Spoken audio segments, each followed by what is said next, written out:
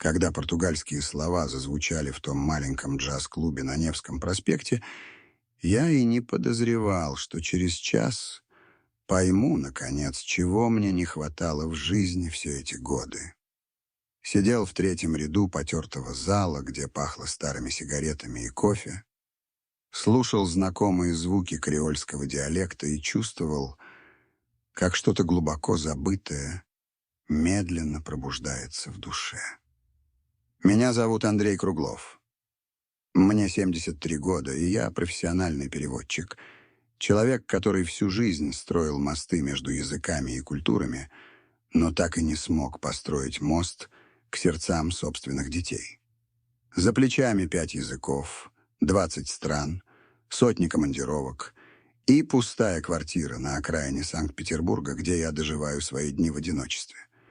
Но сегодня я расскажу вам самую невероятную историю моей жизни. Историю о том, как случайный концерт в Октябрьский вечер 2018 года перевернул все мои представления о семье, любви и смысле существования. О том, как Господь показал мне, что семья — это не только кровь, но и выборы, которые мы делаем каждый день. И о том, что даже в 73 года не поздно открыть главную тайну своей жизни. Все началось с певицы по имени Нэнси Веейра, которая прилетела с далеких островов Кабо-Верде, чтобы петь морны, печальные песни о любви, разлуке и тоске по родине. Она не знала, что в зале сидит человек, для которого эти острова стали и раем, и адом одновременно. Утро того дня ничем не отличалось от сотен других пенсионерских утр. Проснулся в половине 7. Привычка военной молодости никуда не делась. Заварил крепкий чай, достал из холодильника вчерашний хлеб, намазал маслом. За окном моросил мелкий питерский дождь, серые дома утопали в тумане.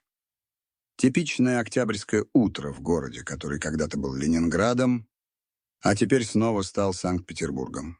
Включил радио, новости, политика, экономика, все как обычно.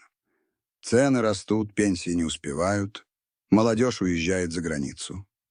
Я слушал вполуха. Больше из привычки, чем из интереса. В 66 лет мир кажется слишком быстрым и чужим. После завтрака, как всегда, взял аргументы и факты и пошел в ближайшее кафе. Не от хорошей жизни. Просто дома становилось невыносимо тихо. Официантка Света, девушка лет 25 с усталыми глазами, уже знала мой заказ наизусть. «Андрей Михайлович, как обычно, капучино и круассан?» «Как обычно, Светочка». Она улыбнулась натянуто. Из вежливости к постоянному клиенту. Я понимал. Для нее я просто одинокий дед, который коротает время в кафе, потому что дома ему не с кем поговорить. И она была права. Читал газету, попивал кофе, наблюдал за прохожими через большое окно. Молодые мамы с колясками, студенты с рюкзаками, офисные работники с усталыми лицами. Жизнь текла мимо меня, и я не был ее частью.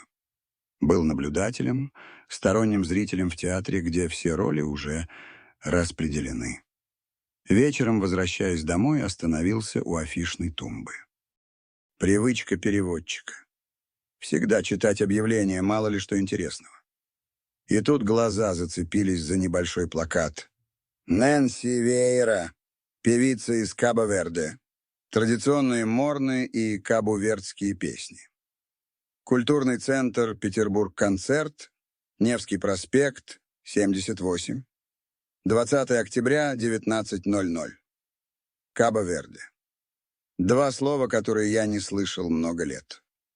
Острова в Атлантическом океане, где когда-то работал, любил, потерял все самое дорогое.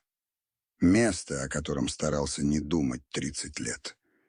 Сердце забилось быстрее. Зачем? Что меня тянет на этот концерт?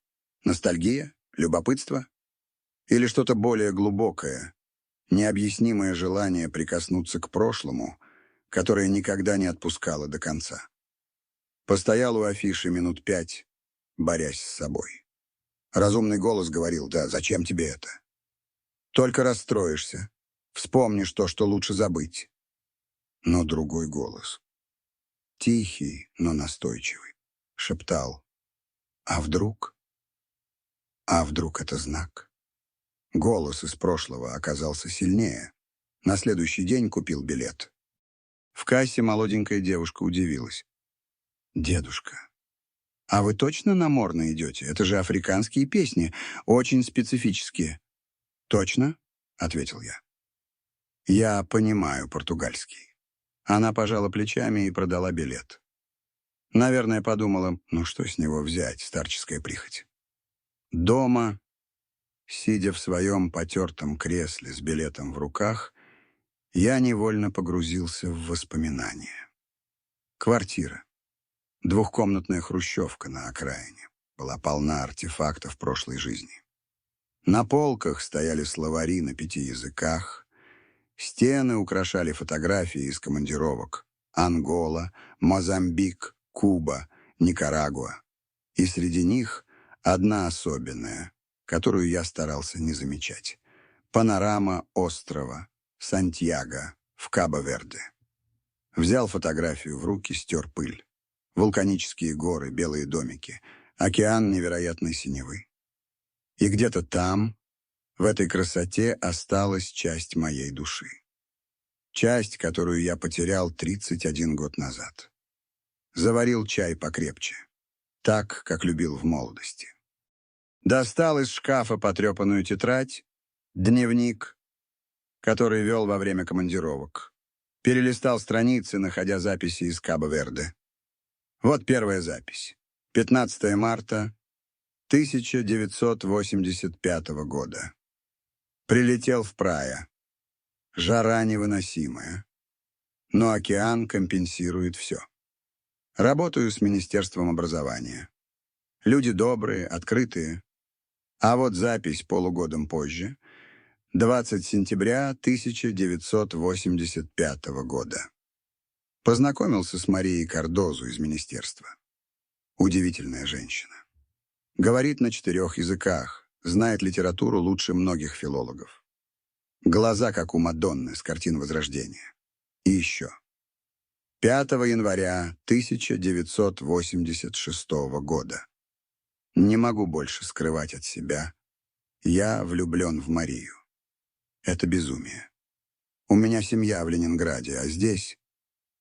Здесь я живу по-настоящему, впервые за много лет. Захлопнул дневник. Слишком больно читать. Но память уже проснулась, и остановить ее было невозможно. Мария, высокая, смуглая, с глазами цвета морской волны. Мария, которая говорила на креольском португальском так, что слова звучали как музыка. Мария, с которой я провел лучшие 2 года своей жизни, и которую потерял по собственной глупости и слабости. Посмотрел на часы. 10:30 вечера. До концерта оставалось меньше суток. Интересно, что я там услышу. Может ли музыка вернуть прошлое? Может ли случайная встреча изменить жизнь 73-летнего человека? Вопросы без ответов. Как большая часть моей жизни. Но чтобы понять, как я дошел до жизни такой, одинокой, полной сожалений о несказанных словах и не сделанных поступках, нужно начать с самого начала. С детства в Вильнюсе, с родителей, которые заложили во мне любовь к языкам и литературе. Отец, Михаил Семенович Круглов, был инженером на одном из заводов. Человек советской закалки, честный, принципиальный, работящий. Мать, Анна Петровна, работала библиотекарем в Центральной библиотеке Вильнюса. Интеллигентная женщина с мягким характером и железной волей одновременно. Помню наш дом, старый особняк в центре города, разделенный на коммунальные квартиры. Мы занимали 2 комнаты, одну-то родительскую, другую-то мою. Но главным сокровищем была мамина библиотека. Стеллажи от пола до потолка, забитые книгами на литовском, русском, польском языках. В углу стоял старый патефон с пластинками классической музыки. «Андрюша», — говорила мать, когда мне было лет 8, — «каждый язык — это окно в другой мир. Освоишь язык, поймешь душу народа». Она была права. К 10 годам я свободно говорил на литовском и польском, читал Мицкевича в оригинале, мог поддержать беседу с соседями-поляками на их родном языке, а отец поначалу ворчал: «Зачем мальчику столько языков? Русского и литовского достаточно». Но мать стояла на своем. «Михаил, мир больше, чем наша улица. Пусть ребенок готовится к большой жизни». Большая жизнь. Сейчас, в 73 года, я понимаю, что она была права. Языки действительно открыли мне мир. Но они же стали и моим проклятием. Я всегда легче находил общий язык с иностранцами, чем с собственными детьми. Школьные годы прошли в ученических успехах и подростковых мечтах. Был отличником, участвовал в олимпиадах по литературе и иностранным языкам, мечтал поступить в Ленинградский университет, на филологический факультет. В 17 лет говорил на 5 языках и искренне верил, что весь мир лежит у моих ног. Но жизнь, как всегда, внесла свои коррективы. В 1970 году не прошел в ЛГУ по конкурсу, не хватило 3 баллов. Помню, как стоял возле списков поступивших и чувствовал, как рушится мир. Все планы, все мечты, все летело к чертям. «Ничего, сынок», — утешал отец. «Отслужишь в армии, наберешься ума-разума, поступишь на следующий год. Армия. 3 года на подводной лодке в Кронштадте. Тесные отсеки, запах дизельного топлива, лица товарищей, ставших братьями. Командир лодки, капитан 3-го ранга Володя Петров, узнав о моем знании языков, определил меня в радиорубку. «Круглов, будешь переводить переговоры с союзными флотами. Работа ответственная». И я переводил. Радиограммы с кубинских, польских, болгарских кораблей. Секретные сводки разведки. Иногда перехваченные переговоры вероятного противника. Работа была интересной, и я понял. Мое призвание — быть мостом между языками и культурами. Демобилизовался в 1973-м. Поступил в ЛГУ на филологический факультет. Выбрал португальский язык, экзотический, сложный, но невероятно красивый. «Почему португальский?» — спросил декан на собеседовании. «Это язык Камоэнса и Песоа», — ответил я. «Язык мореплавателей и поэтов. Язык, на котором говорят в 20 странах мира». Декан улыбнулся. «Романтик». Ну что ж, романтики нам тоже нужны. Не знал тогда, к каким романтическим бурям приведет меня этот выбор. Студенческие годы в Ленинграде стали одними из лучших в моей жизни. Жил в общежитии на Васильевском острове, вставал в 6 утра, чтобы успеть на первую пару, проводил дни в библиотеках и аудиториях, вечера в театрах и музеях. Ленинград открывался передо мной во всей красе. Белые ночи, разводные мосты, Эрмитаж, Мариинский театр. Но главной страстью были языки. Португальский захватил меня полностью. Профессор Иван Карлович Бразилов, португалец по происхождению, эмигрировавший в Россию после революции, стал не просто преподавателем, а наставником. «Круглов», — говорил он после очередного семинара, — «у вас редкое чутье к языку. Португальский — это не просто грамматика и лексика. Это философия жизни. Это особый взгляд на мир». Под его руководством я изучал не только классический португальский, но и бразильский вариант, и креольские диалекты африканских стран. Читал в оригинале Камоэнса и Мачаду де Ассиса, слушал фаду и босса-нову, погружался в мир лузофонии, содружества португалоязычных стран. На 3-м курсе начал подрабатывать переводчиком в бюро переводов при Ленгрисполкоме. Первые заказы были простыми. Переводы справок и документов для португальских моряков. Иногда сопровождение делегаций из Бразилии. Но каждый раз, слышав живую португальскую речь, я чувствовал невероятное воодушевление. «Você fala português muito bem», — удивлялись иностранцы. «Onde aprendeu? Где вы так хорошо выучили португальский?» И я отвечал с гордостью. В Ленинградском университете, у лучших преподавателей. На 4-м курсе произошла встреча, которая изменила мою жизнь. В бюро переводов пришла новая сотрудница. Светлана Морозова, специалист по английскому языку. 24 года, недавняя выпускница ЛГПИ с 6-летним сыном на руках. «Познакомьтесь», — сказала заведующая. «Это Андрей Круглов, наш португалист.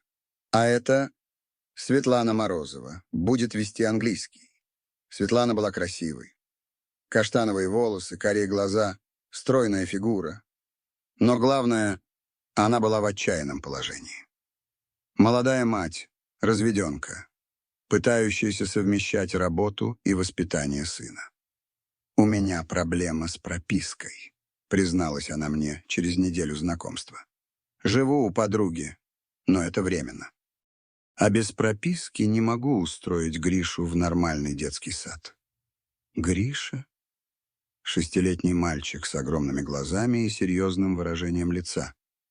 Он сидел в углу офиса, пока мама работала, тихо рисовал в блокноте или читал детские книжки. Ребенок, который слишком рано повзрослел. «А если, — начал я осторожно, — если мы заключим фиктивный брак? Я получу прописку в Ленинграде, ты решишь проблему с жильем. Чисто деловые отношения, никаких обязательств». Светлана долго молчала, обдумывая предложение. «А что ты с этого будешь иметь? Прописку. Мне тоже нужна регистрация в городе для дальнейшей карьеры. И никаких романтических ожиданий? Никаких. Чистый расчет».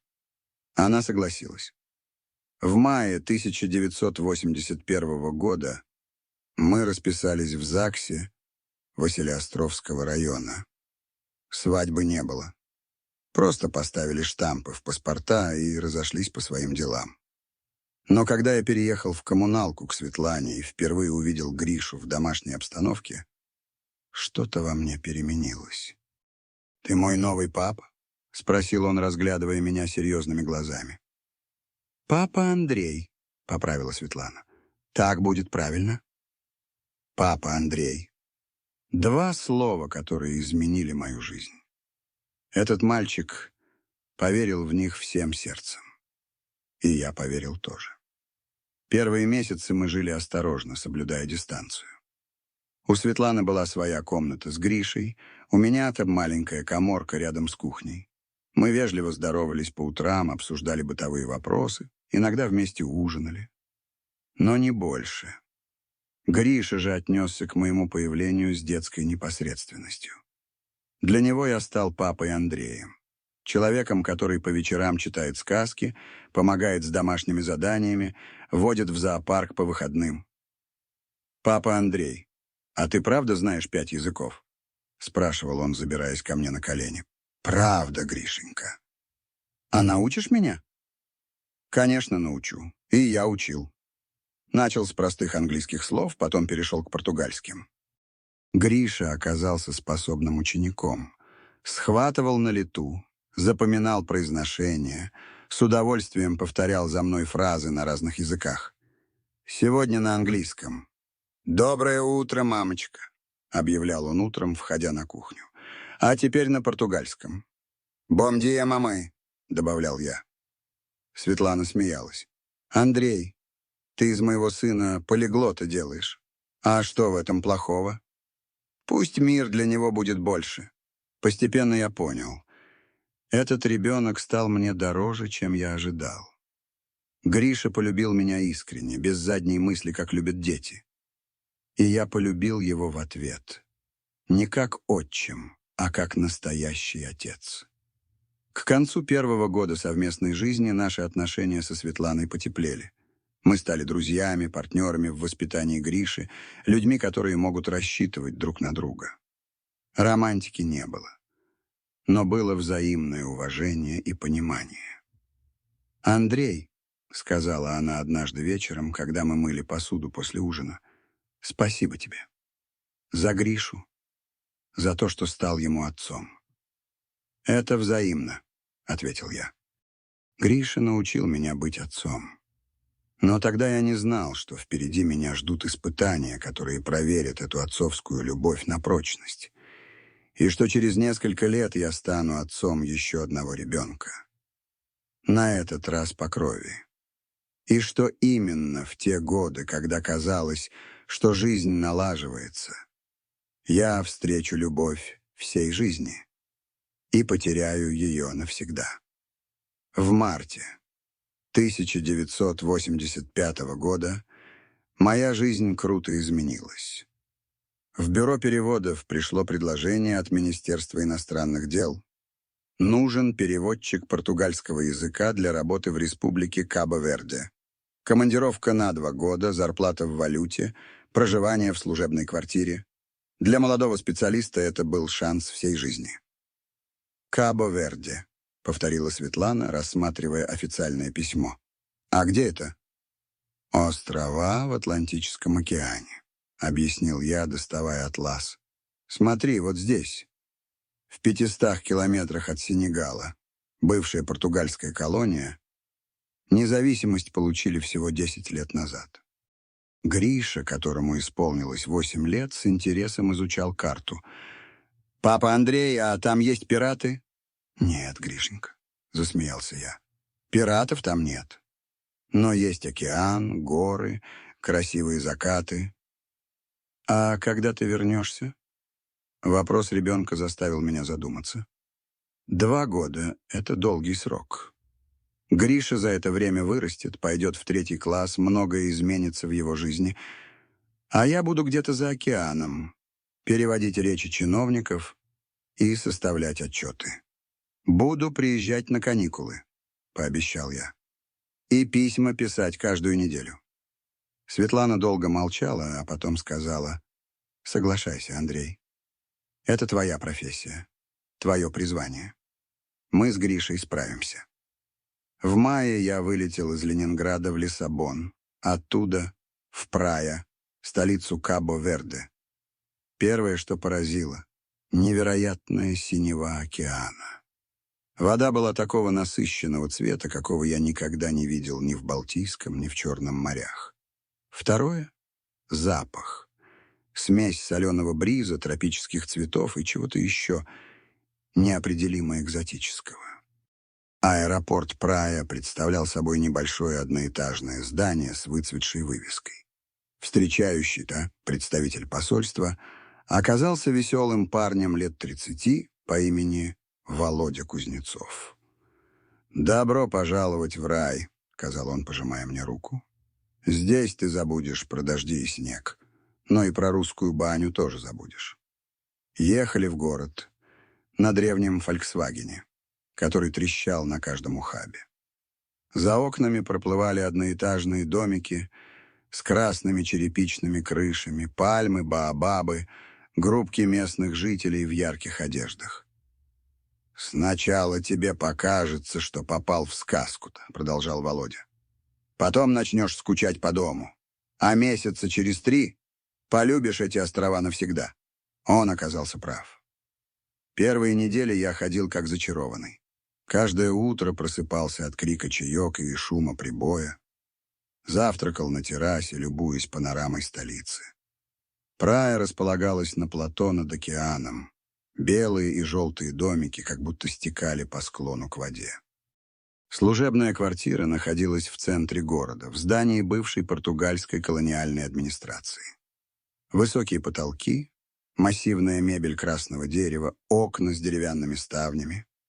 На стенах висели старые карты островов и портреты португальских мореплавателей. Работа поначалу казалась рутинной. Я переводил совещания между советскими специалистами и местными чиновниками, сопровождал делегации, составлял отчеты о ходе различных проектов. СССР помогал молодой республике строить школы, больницы, дороги. Большинство встреч проходило в министерствах, расположенных в колониальных зданиях с портиками и арками. Но постепенно острова начали открываться мне своей настоящей стороной. По вечерам я гулял по набережной, слушал музыку, доносившуюся из прибрежных кафе. Морно, печальные песни о любви и разлуке, завораживали своей мелодичностью. Певцы пели на креольском, португальском. И я понимал каждое слово. Сначала мелодию, потом смысл, потом баашу этой музыки. Сададе.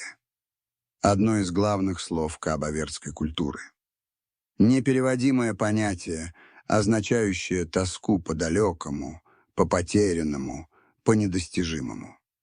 В России есть похожее чувство — тоска. Но сададе глубже, музыкальнее, пронзительнее. Местные жители оказались удивительно открытыми и дружелюбными. В отличие от многих африканских стран, где к советским специалистам относились с подозрением или формальной вежливостью, здесь меня принимали как старого друга. Может быть, потому что я говорил на их языке не только грамматически правильно, но и с пониманием культурных тонкостей. Доктор Андрей, так меня называли местные коллеги, «Você fala crioulo melhor que muitos cabo-verdianos». «Доктор Андрей, вы говорите на креольском лучше многих кабо-вердианцев». Это была лесть, конечно, но приятная. Я действительно быстро освоил местный диалект с его музыкальными интонациями и мягкими согласными. Через 3 месяца, как и предсказывал Володя, я влюбился в острова. В их размеренный ритм жизни, в бесконечное разнообразие оттенков синего океана, в лица людей, которые умели радоваться простым вещам, в закаты, которые каждый вечер устраивали представления над вулканическими пиками соседних островов. Писал Светлане и Грише каждую неделю, как обещал. Рассказывал о работе, о природе, о людях, но не рассказывал главного, что чувствую себя здесь по-настоящему живым впервые за много лет. Что португальский язык, который в Ленинграде был просто профессией, здесь стал частью души. И не подозревал, что скоро встречу женщину, которая изменит мою жизнь навсегда. Я встретил Марию Кардозу в сентябре 1985 года на официальном приеме в честь подписания соглашения о культурном сотрудничестве между СССР и Кабо-Верде. Мероприятие проходило в Доме культуры Прая, бывшем дворце португальского губернатора, переделанном в Центр искусств. Я переводил речь чиновников с обеих сторон, когда заметил ее в группе представителей Министерства образования. Высокая, стройная женщина лет 26, с кожей цвета кофе с молоком и удивительно светлыми глазами. Наследие португальских предков, которые смешались здесь с африканской кровью столетия назад. Она была одета просто. Белая блузка, темно-синяя юбка, минимум украшений. Но держалась с достоинством, которое выдавало образование и интеллект. Когда наши глаза встретились, она улыбнулась. Не из вежливости, а искренне, с любопытством. Во время перерыва она подошла ко мне. «Извините, я правильно услышала. Ваш португальский почти без акцента. Где вы изучали язык?» «В Ленинградском университете», — ответил я. «А ваш русский очень хорош». «Где изучали?» «В университете Лиссабона. Там был курс славянских языков». Она протянула руку. «Мария Кардозу, Министерство образования. Андрей Круглов, переводчик при посольстве СССР». Рукопожатие получилось крепким, но недолгим. Ее ладонь была теплой и чуть шероховатой. Руки человека, который не боится физической работы. «Скажите, Андрей, а вы знаете нашу литературу? Не португальскую, а именно кабо-вердскую?» Вопрос застал меня врасплох. Я знал классиков Португалии и Бразилии, но местная литература оставалась белым пятном. К сожалению, нет, но был бы рад познакомиться.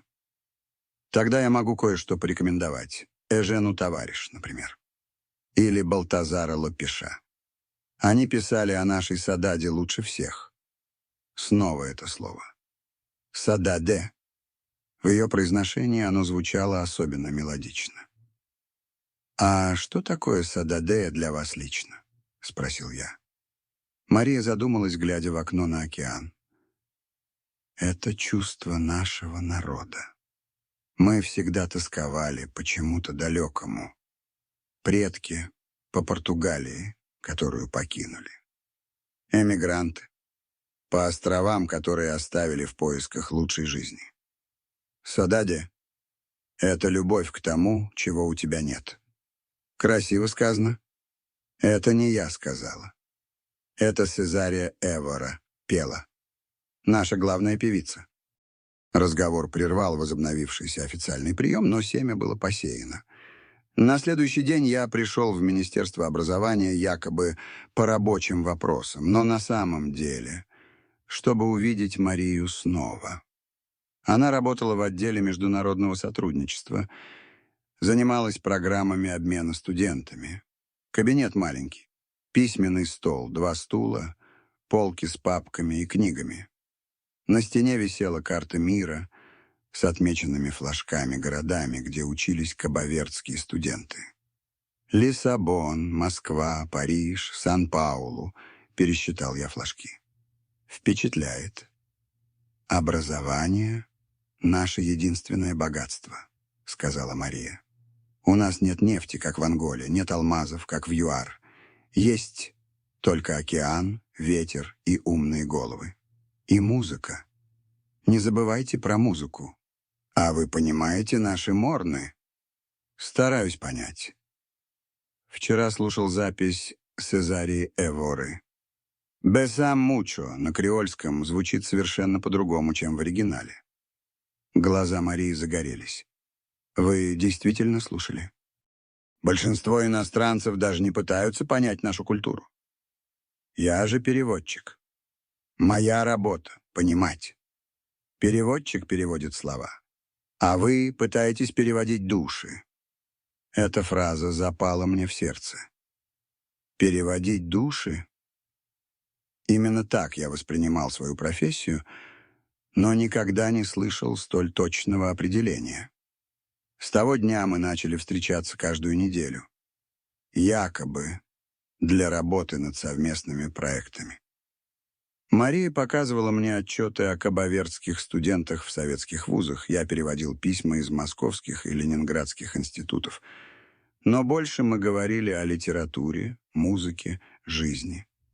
Оказалось, что Мария знает русскую поэзию лучше многих моих соотечественников. Цитировала Пушкина и Лермонтова, восхищалась Ахматовой и Цветаевой, а я под ее руководством открывал кабавердскую культуру. Не туристическую поверхность, а глубинные пласты. «Знаете, Андрей, — сказала она как-то вечером, когда мы сидели в портовом кафе, наблюдая закат, — у нас есть поговорка: каждый остров — отдельный мир. На Сан-Висенте живут поэты и музыканты, на Сантьяго — крестьяне и рыбаки, на Фаго — люди, которые не боятся вулкана. А на каком острове родились вы? Здесь, на Сантьяго. Но училась на Сан-Висенте, потом в Лиссабоне. Так что я немного из каждого мира. Поэтому так легко понимаете иностранцев. Поэтому так легко понимаю вас. В октябре наши отношения перешли границу деловых. После очередного совместного ужина в ресторане на набережной Мария не пошла домой, а предложила прогуляться по пляжу. Мы шли босиком по мокрому песку, слушали шум прибоя и говорили обо всем и ни о чем. «Расскажите о своей семье», — попросила она. «У меня есть жена Светлана и приемный сын Гриша. Ему 8 лет. Приемный? Да. Мы со Светланой заключили брак по расчету. Ей нужна была помощь с ребенком, мне прописка в Ленинграде. Но Гришу я полюбил как родного. А жену? Вопрос повис в воздухе. Я долго искал честный ответ. Жену уважаю. Мы партнеры, друзья. Но романтической любви между нами никогда не было. Понятно. А у вас есть кто-то? Был. Учились вместе в Лиссабоне, планировали пожениться. Но он решил остаться в Португалии, а я вернулась домой. Не смог понять, что эти острова — часть меня. Мы остановились у кромки воды. Волны накатывали на наши ноги, звезды отражались в мокром песке. Мария повернулась ко мне. «Андрей, мне не нужны обещания, не нужны клятвы в верности. У вас есть семья в России, у меня работа здесь. Но если вы хотите...» Не дал ей договорить. Поцеловал впервые. Осторожно, нежно, как целуют что-то драгоценное и хрупкое. Она ответила на поцелуй. И в этот момент я понял, то, что происходит между нами, это не курортный роман и не случайная связь. Это любовь. Настоящая, взрослая, осознанная любовь. И самое опасное в моей жизни. Следующие 8 месяцев стали лучшими в моей жизни. Мы с Марией встречались каждый день. Официально по работе, неофициально потому, что не могли друг без друга. Наши отношения развивались медленно, осторожно, как танец двух людей, которые боятся разрушить что-то прекрасное неловким движением. Мария жила в небольшом доме на окраине Прая. Наследство от бабушки. Дом типично кабавердский. Каменные стены, красная черепичная крыша, внутренний дворик с колодцем и фиговым деревом. В гостиной стояла старая пианино, на котором она иногда играла португальские фаду или кабавердские морны. Первый раз я пришел к ней в ноябре под предлогом работы над переводом местных песен для культурной программы посольства. Но едва переступил порог, понял — это не деловая встреча. На столе стояли 2 чашки кофе, горели свечи, из проигрывателя лилась музыка Сезарии Эворы. Мария была в простом белом платье, волосы распущены по плечам. Выглядела одновременно торжественно и домашне. «Добро пожаловать в мой мир», — сказала она, обнимая меня. Мы не торопились. Сидели в креслах, пили кофе, говорили о книгах и музыке. Мария показывала фотографии. Детство на острове Сан-Висенте, учеба в Лиссабоне, первые годы работы в министерстве.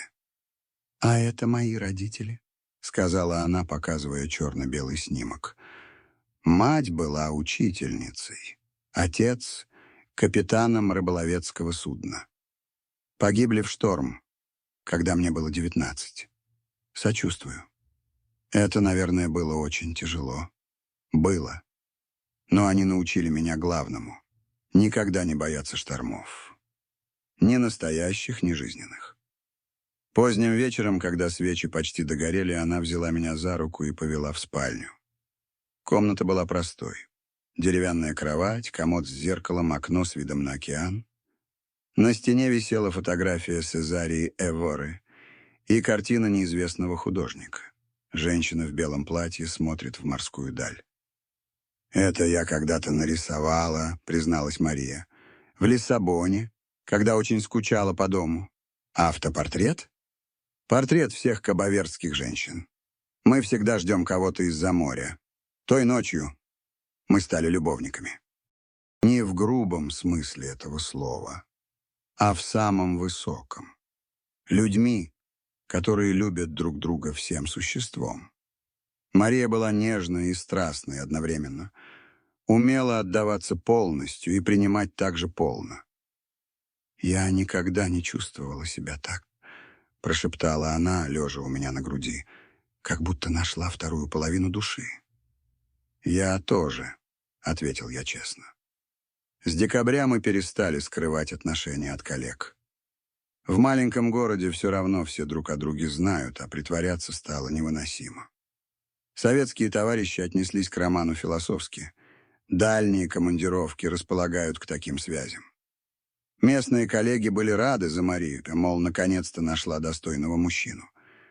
Только я понимал, это не просто роман. Это любовь, которая переворачивает жизнь с ног на голову. Мы проводили вместе все свободное время.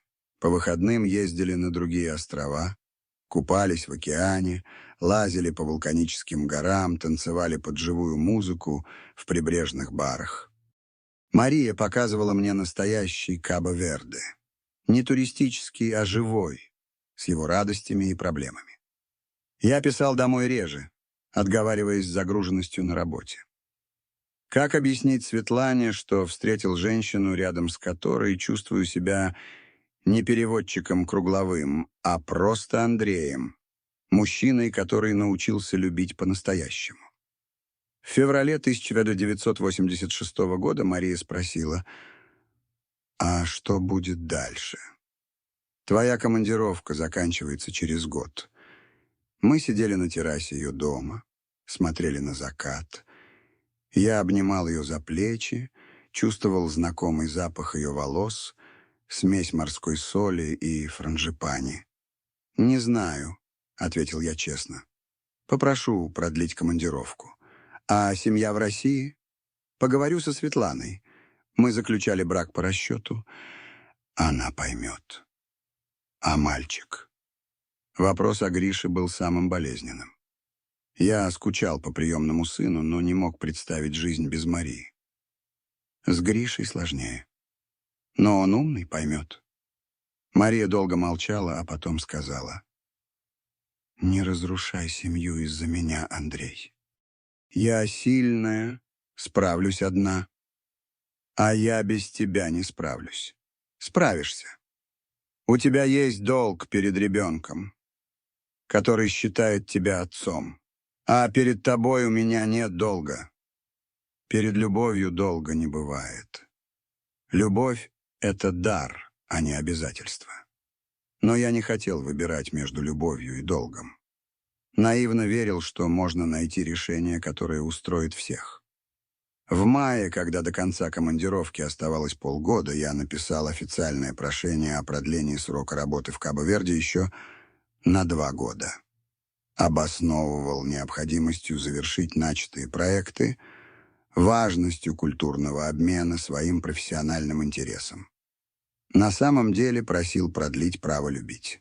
В июне пришел ответ из Москвы. Прошение отклонено. Возвращение в СССР запланировано на декабрь, согласно графику ротации кадров. Я показал письмо Марии. Она прочитала и грустно улыбнулась. «Значит, у нас есть еще полгода. У нас есть вся жизнь», — возразил я. «Я найду способ остаться». «Какой?» «Не знаю пока. Но найду». Тогда я еще не понимал, что судьба уже готовит нам испытания, которые разрушат все планы и мечты. В сентябре 1987 года в Кабо-Верде произошли перестановки в советском представительстве. Старый посол, добродушный Семен Петрович Волошин, ушел на пенсию. Его заменил Виктор Николаевич Сомов, партийный функционер из аппарата ЦК, человек новой волны, которого прислали навести порядок.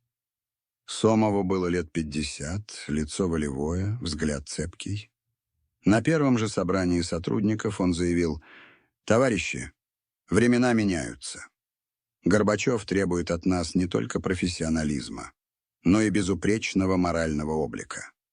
Любые связи с местным населением, выходящие за рамки служебных обязанностей, недопустимы». Я понял. Речь идет обо мне. Кто-то донес новому послу о моих отношениях с Марией. После собрания я подошел к Володе Кузнецову. «Володя, ты не знаешь, кто настучал?» «Андрюха, да какая разница? Ты же понимал, что рано или поздно это всплывет. Совет тебе дружеский. Заканчивай с кабо-вердианкой, а то вылетишь отсюда с волчьим билетом. Но я не мог просто взять и закончить с кабо-вердианкой. Мария была не курортным романом, а женщиной, которую я любил всем сердцем. Октябрь прошел относительно спокойно. Мы с Марией встречались реже и осторожнее. Больше не ходили в рестораны на виду у всех, не появлялись вместе на официальных мероприятиях. Виделись у нее дома или в уединенных местах за городом. «Андрей, может быть, нам стоит сделать перерыв?» — предложила она однажды. «До конца твоей командировки осталось 2 месяца. Потом решим, что делать дальше». «Нет», — ответил я решительно, — «не хочу тратить на страхи время, которого у нас и так мало». В ноябре случилось неизбежное. Меня вызвали в кабинет посла. Сомов сидел за массивным письменным столом, на котором лежала папка с документами и стопка фотографий. «Садитесь, товарищ Круглов». Я сел в кресло напротив. Сомов молча протянул мне фотографии. Я и Мария в ресторане, мы на пляже. Я выхожу из ее дома ранним утром. Кто-то следил за нами и фотографировал. «Что скажете?» — спросил посол. «Что именно вы хотите услышать?» «Признание в нарушении дисциплины и обещание исправиться». «А если я не считаю свои отношения с Марией нарушением дисциплины?» Сомов прищурился. «Тогда вам прямая дорога домой. Причем не простым отзывом, а с формулировкой «за несоблюдение норм поведения советского представителя за рубежом». Понимаете, что это означает для вашей карьеры? Понимал. Это означало конец работы в системе международных отношений, перспективу трудоустройства где-нибудь в районном отделе культуры, объяснение перед партийной организацией. А если я прекращу отношения с Марией Кардозу? Тогда досидите до конца командировки спокойно и вернетесь в Москву с чистым послужным списком. Я попросил время на размышления до завтра. Сомов кивнул. До завтра, товарищ Круглов. И учтите, мы уже направили депешу в Москву. Зависит от вашего решения, какую резолюцию она получит. Вечером я пришел к Марии и рассказал обо всем. Она выслушала молча, потом обняла меня. Я ждала этого разговора. Слишком хорошо было, чтобы продлиться долго. «Мария, я не собираюсь сдаваться. Есть варианты. Какие?» «Могу отказаться от работы в посольстве.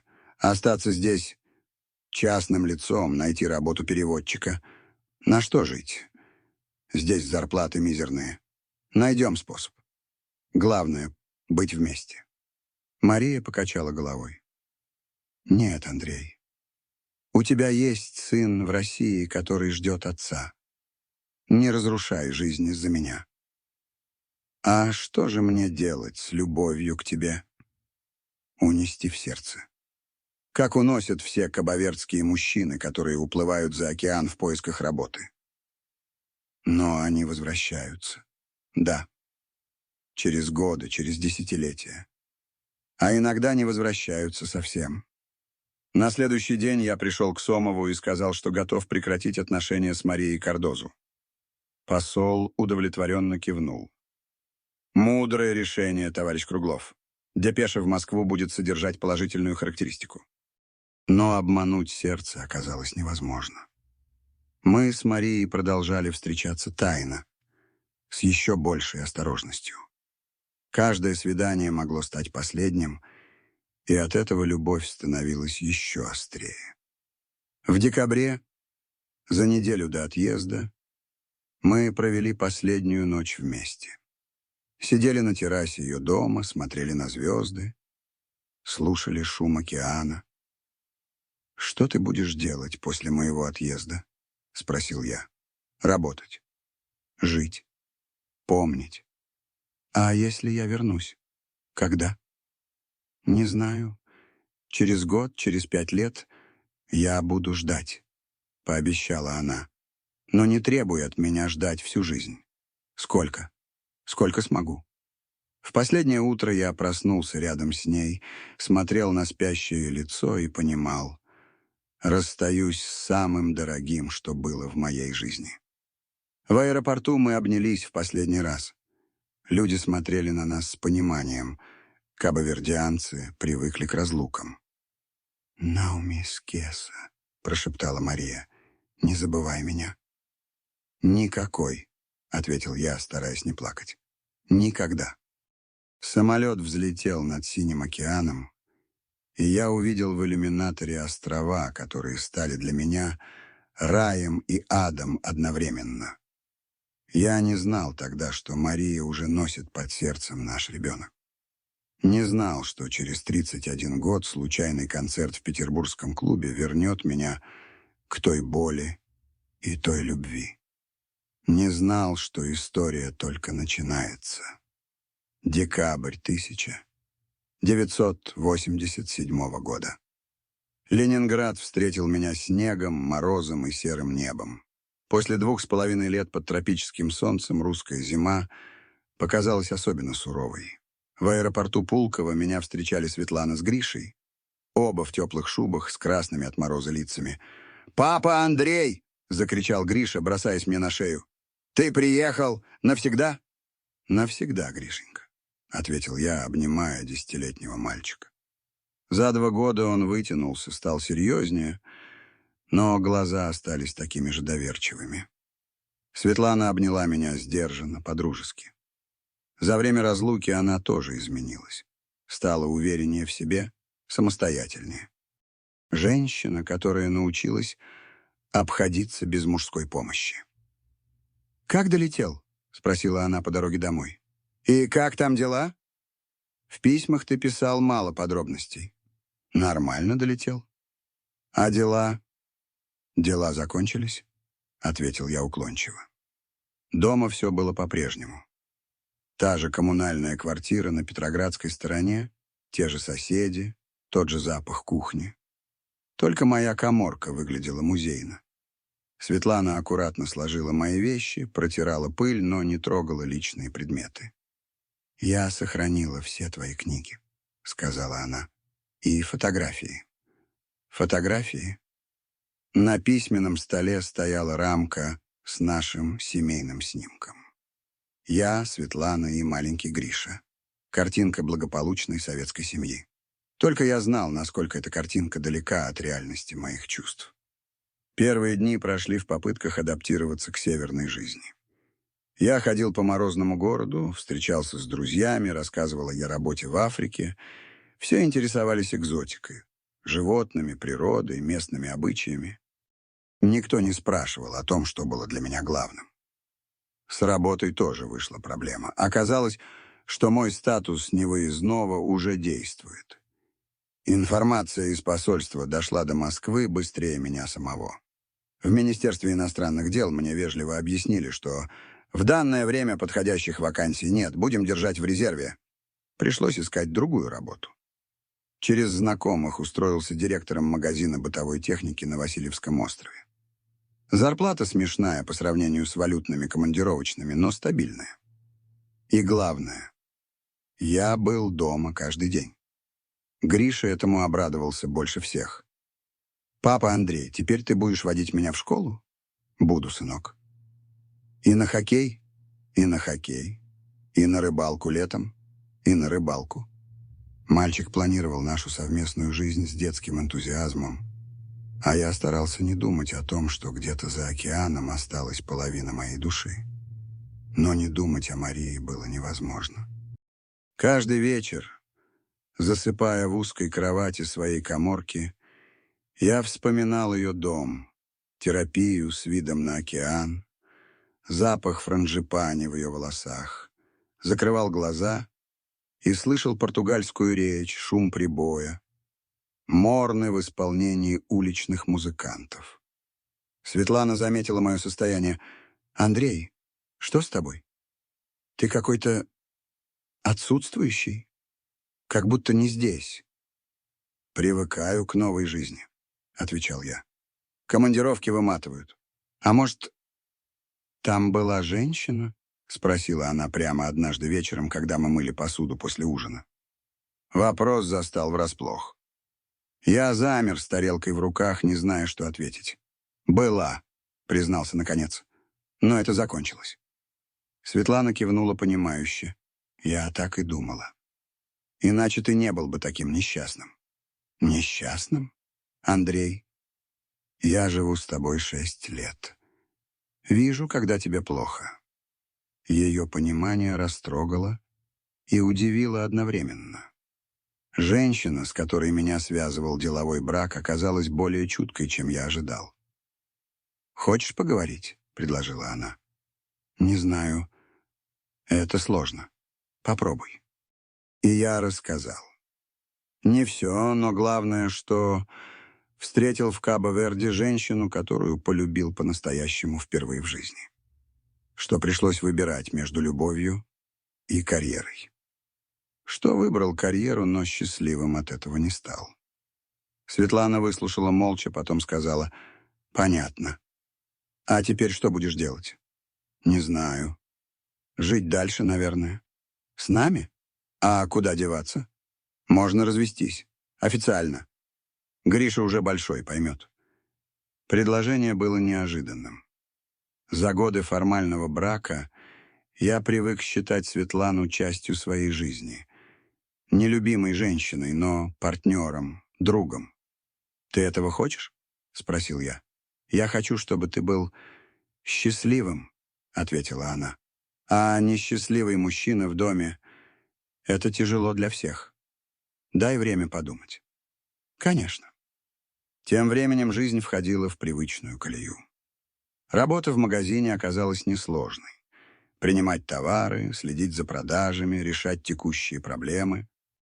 Сотрудники, да 2 продавщицы средних лет, относились ко мне с уважением. Интеллигентный директор, знающий языки, поработавший в дальних странах. Но каждый день был серым и одинаковым. Утром — на работу через слякотный город. Днем — рутина торговли. Вечером — дом, ужин, телевизор. Никаких перспектив, никаких надежд. Только медленное течение обычной советской жизни. Спасением стал Гриша. Мальчик искренне радовался моему возвращению. Старался проводить со мной все свободное время. Мы ходили в кино, на хоккейные матчи, в музеи. Я помогал ему с домашними заданиями, читал вслух приключенческие книги. «Папа Андрей, а ты не жалеешь, что вернулся?» — спросил он как-то вечером. «Почему ты так думаешь?» «Ты иногда грустишь и смотришь в окно, как будто ждешь кого-то. Детская наблюдательность поразила. 10-летний ребенок видел то, что я старался скрыть от взрослых. Не жалею, Гришенька, здесь мой дом, моя семья. Мы же настоящая семья. Хоть ты и не мой родной папа, настоящая, сынок. Самая настоящая». И это была правда. По крайней мере, в отношениях с Гришей ложи не было. В феврале 1988 года произошло событие, которое изменило мой взгляд на прошлое. В Ленинград приехал мой бывший коллега по кабовердской командировке, переводчик Сергей Волков. Он остался на островах еще на год после моего отъезда и теперь возвращался в Москву. Встретились в ресторане гостиницы «Ленинград». Сергей выглядел загорелым и довольным жизнью. «Андрюха, как дела? Как семейная жизнь?» «Нормально. А у тебя как год прошел?» «Отлично. Еще полгода бы остался, но жена требует домой». Мы говорили о работе, о политических изменениях в СССР, о планах на будущее. Но меня мучил один вопрос, который я не решался задать. «Сергей, наконец выдавил я, ты не встречал там Марию Кардозу из Министерства образования?» «Встречал», — кивнул он. «Пару раз видел на улице». Сердце забилось быстрее. «И как она, все нормально?» «Вроде нормально. Работает, живет своей жизнью». «А больше ничего не заметил?» Сергей посмотрел на меня внимательно. «Андрюх, а ты что, с ней Да, мы встречались, поэтому и интересуюсь. Понятно. Он помолчал, вспоминая. Знаешь, один раз видел ее с ребенком. Маленький такой, месяцев 3-4. Думал, может, замуж вышла после твоего отъезда. Мир вокруг меня качнулся. Ребенок. У Марии есть ребенок. С ребенком? Переспросил я, стараясь, чтобы голос звучал спокойно. Да, симпатичный малыш. Правда, издалека видел, не разобрал толком. Мальчик или девочка? А может, я замялся. Может, это мой? Сергей серьезно посмотрел на меня. Твой? А ты знал, что она беременна? Нет, не знал. Тогда откуда такие мысли? Ну, мы же были близки. Может, она забеременела перед моим отъездом, а потом не успела сказать? Может быть, пожал плечами Сергей. А может и нет. Откуда знать? Время подходящее. Ты уехал в декабре, а ребенку в июле было месяца 4. Математически сходится. Математически сходится. Эти слова врезались в память и не отпускали. А остаток вечера я провел в прострации. Сергей что-то рассказывал о планах на будущее, а я думал об одном. Где-то в Кабо-Верде растет ребенок, который может быть моим сыном или дочерью. «Андрюх, ты меня слушаешь?» — спросил Сергей. «Слушаю, извини, задумался.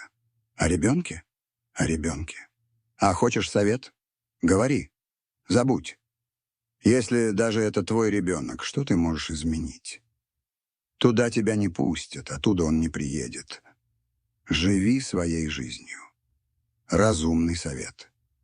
Но сердце его не слушало. С того дня во мне поселился вопрос без ответа. Есть ли у меня ребенок от единственной женщины, которую любил по-настоящему? Мальчик или девочка? Похож ли на меня? Знает ли о существовании отца в далекой России? Вопросы, на которые я не мог найти ответы следующие 30 лет. Разговор с Сергеем изменил что-то в моих отношениях со Светланой. Возможно, понимание того, что где-то растет мой возможный ребенок, заставило острее почувствовать ценность семьи, которая была рядом. А может быть, Светлана сама стала другой, более понимающей и близкой. Мы начали сближаться медленно и осторожно. Не из страсти. Время романтических порывов у нас прошло. Из взаимной поддержки, из привычки, из того тепла, которое возникает между людьми, прошедшими вместе через трудности. Светлана работала переводчицей в туристическом агентстве, я — директором магазина. Мы стали встречаться на обед, гулять по выходным, обсуждать планы на будущее.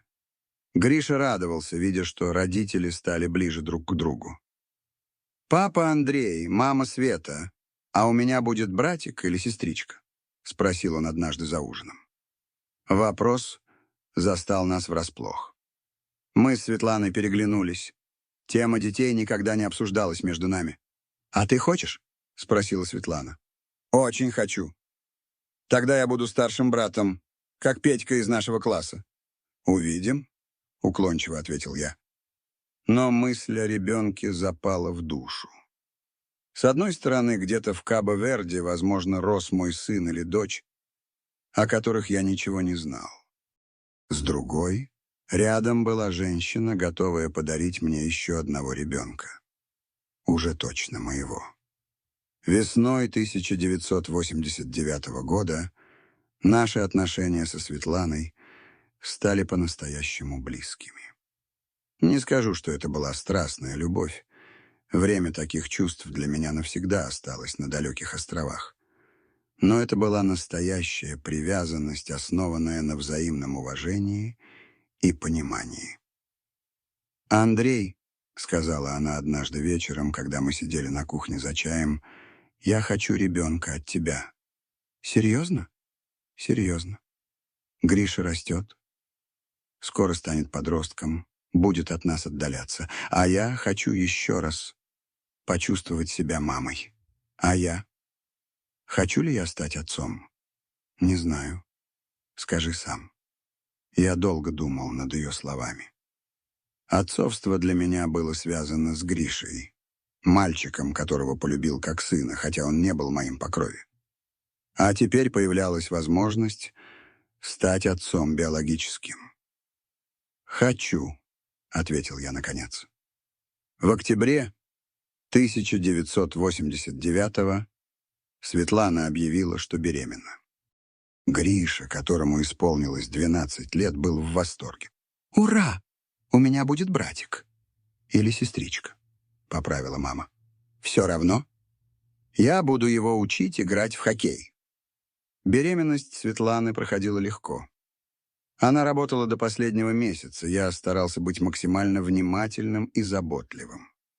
Мы обустраивали детскую комнату, выбирали имена, строили планы на будущее. В июле 1990 года родился Алексей, здоровый мальчик весом 3 килограмма 400 граммов.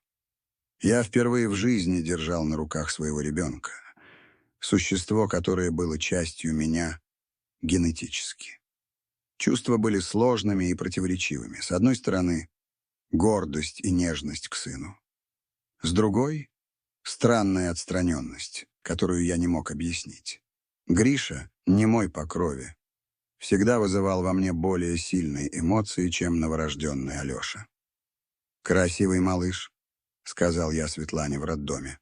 «Похож на тебя», — ответила она. «Те же глаза, тот же нос». Действительно, сходство было заметным. Алеша унаследовал мои черты лица, мой цвет волос. Даже выражение лица в спокойном состоянии напоминало мое. Гриша принял братика с восторгом старшего. «Привет, Алешка. Я Гриша, твой старший брат. А это папа Андрей. Он очень хороший. Он знает много языков и был в Африке». Смотрел на эту сцену и чувствовал одновременно радость и печаль. Радость от того, что у меня появился второй сын. Печаль от того, что где-то в мире, возможно, рос третий ребенок, о котором я ничего не знал. Первые месяцы жизни Алеши были обычными для семьи с младенцем. Ночные кормления, плач, пеленки, прорезывание зубов. Светлана ушла в декретный отпуск, я продолжал работать, стараясь больше времени проводить дома. Странно, но отцовские чувства к Алёше развивались медленно. Я любил его, конечно, но как-то рассудочно, без той эмоциональной привязанности, которую испытывал к Грише. Возможно, сказывались воспоминания о Марии и мучительные вопросы о возможном ребенке в Кабо-Верде. Светлана это заметила. «Андрей, ты очень сдержанный с Алёшей. Что-то не так?» «Все так. Просто привыкаю к отцовству». «К отцовству ты привык давно. С Гришей?» «С Гришей было по-другому». «Почему?» «Не знаю. Может быть, потому что он выбрал меня отцом сам, а не получил по наследству. А может быть, потому что ты думаешь о другом ребенке? О том, который, возможно, есть в Африке?» Женская интуиция оказалась точной. Я действительно думал о возможном ребенке в Кабо-Верде каждый день. И эти мысли мешали полностью отдаться радости отцовства с Алешей. «Ты права», — признался я. «Думаю. И что собираешься делать?» «Ничего. Что я могу сделать? Можешь попытаться забыть. Или попытаться узнать правду. Как узнать? Туда меня не пустят, письма не дойдут. Найти способ, если это действительно так важно для тебя». Но способа не было. Связь с Кабо-Верде была практически невозможной, а мой статус невыездного исключал любые поездки за границу. Оставалось только жить с этим вопросом и надеяться, что время притупит боль неопределенности. К середине 90-х экономическая ситуация в стране кардинально ухудшилась. Моя зарплата директора магазина превратилась в копейки. Светлана получала еще меньше. Гриша заканчивал школу и планировал поступать в институт, Нужны были деньги на репетиторов и подготовку. Четырехлетний Алеша требовал детской одежды, игрушек, качественного питания.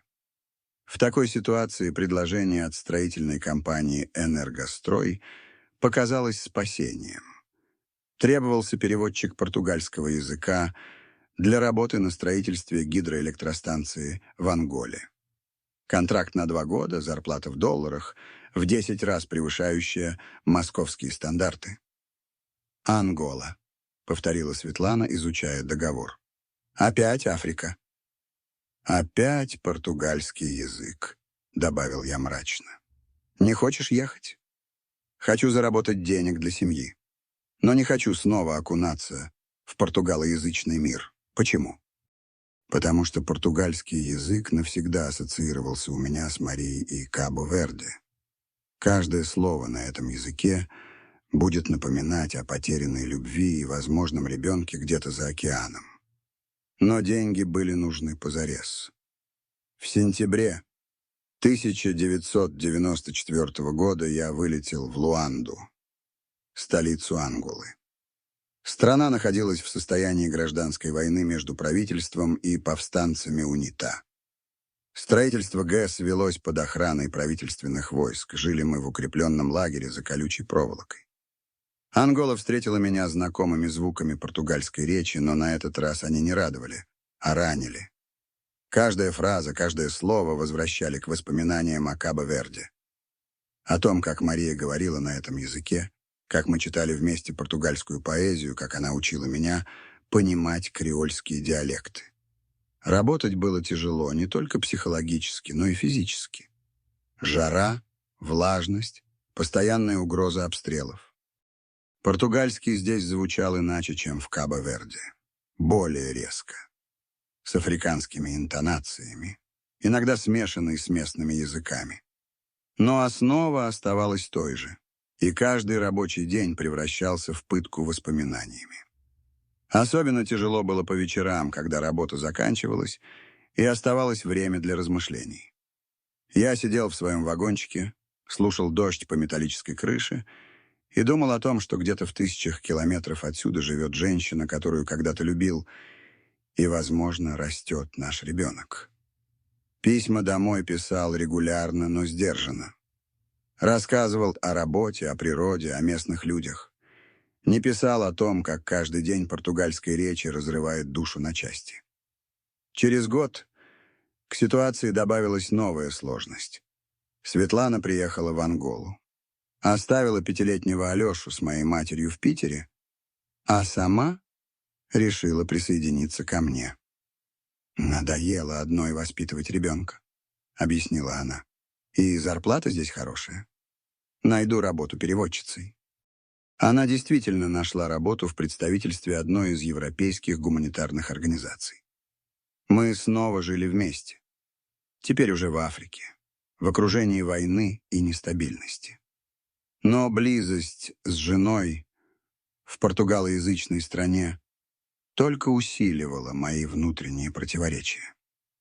Каждый день, разговаривая на португальском с местными коллегами, я вспоминал Марию. Каждый вечер, засыпая рядом со Светланой, думал о том, что когда-то засыпал в объятиях другой женщины на далеких островах. «Андрей, что с тобой?» — спросила Светлана через полгода совместной жизни в Луанде. «Ты стал еще более замкнутым. Работа тяжелая. Война, жара, постоянное напряжение. Дело не в работе. Дело в языке, на котором ты работаешь». Женская интуиция снова не подвела. «Португальский напоминает мне о Кабо-Верде», — признался я. «О той женщине?» «О той женщине. И о возможном ребенке». Светлана долго молчала, а потом сказала: «Знаешь что? Когда закончим здесь контракт, больше никаких португалоязычных стран. Хватит мучить себя». «Хорошо», — согласился я. Но внутри понимал, дело не в странах и языках. Дело в незавершенной истории, которая будет преследовать меня независимо от места жительства. В 1997 году мы вернулись в Петербург. Привезли достаточно денег, чтобы купить нормальную квартиру и обеспечить детям хорошее образование. Но привезли также усталость друг от друга и понимание того, что наш брак держится скорее на привычке, чем на любви. Гриша к тому времени уже учился в университете на историческом факультете. Умный, начитанный молодой человек, который по-прежнему звал меня папа Андрей и искренне любил как отца. 7-летний Алеша встретил нас с радостью, но было видно, что разлука его изменила. Он стал более самостоятельным, но и более отстраненным.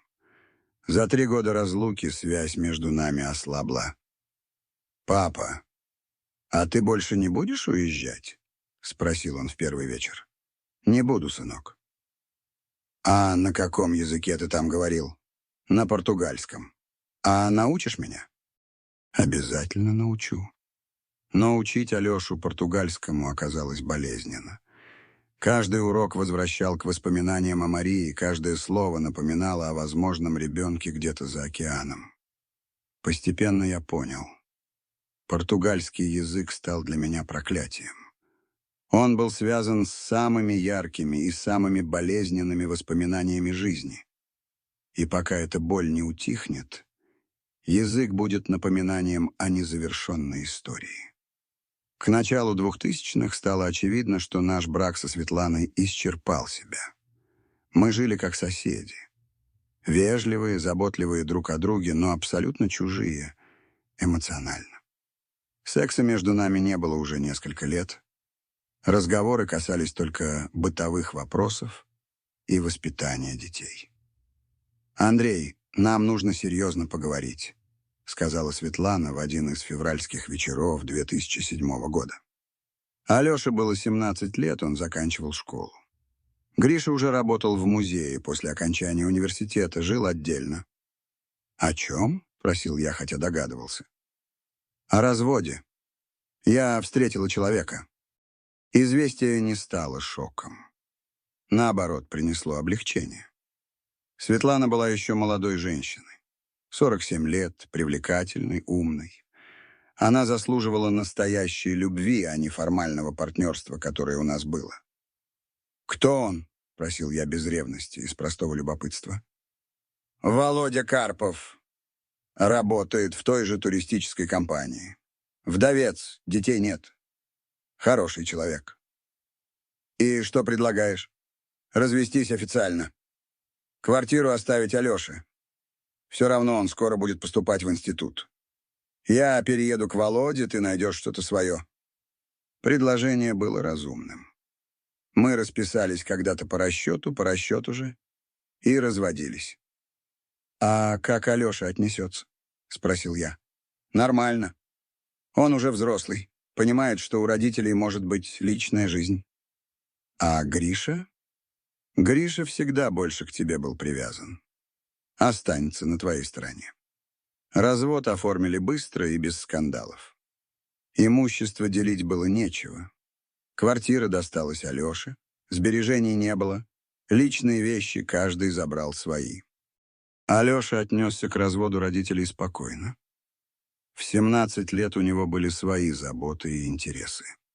Гриша, которому исполнилось 27 лет, тоже воспринял новость философски. «Папа Андрей, вы с мамой и так жили, как друзья, последние годы? Может, теперь каждый найдет свое счастье?»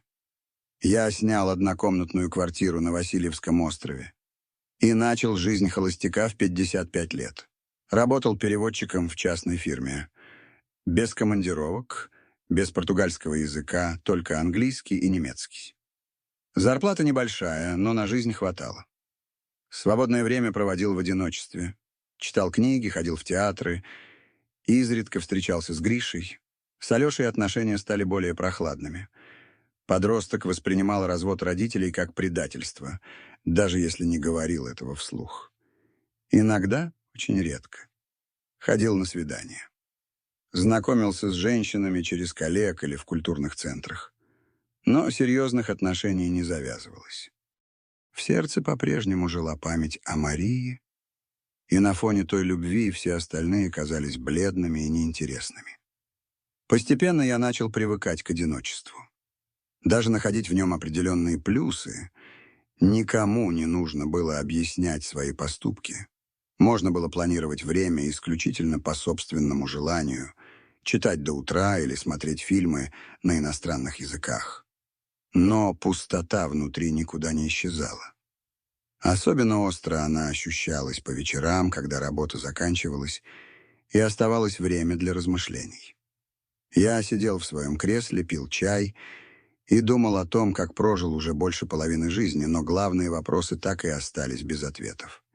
Есть ли у меня ребенок в Кабо-Верде? Жива ли Мария? Помнит ли она меня? И если ребенок есть, то кто он, мальчик или девочка? Как зовут? Чем занимается? Знает ли о существовании отца где-то в России? Эти вопросы мучили меня каждый день, но ответов найти было невозможно. Кабо-Верде оставались для меня такими же недоступными, как и 20 лет назад.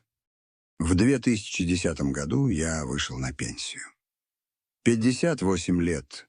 Возраст, когда многие люди только начинают строить планы на будущее. У меня же будущее казалось серым и предсказуемым. Пенсия, редкие встречи с детьми, постепенное угасание в одиночестве. Единственным утешением стали культурные мероприятия.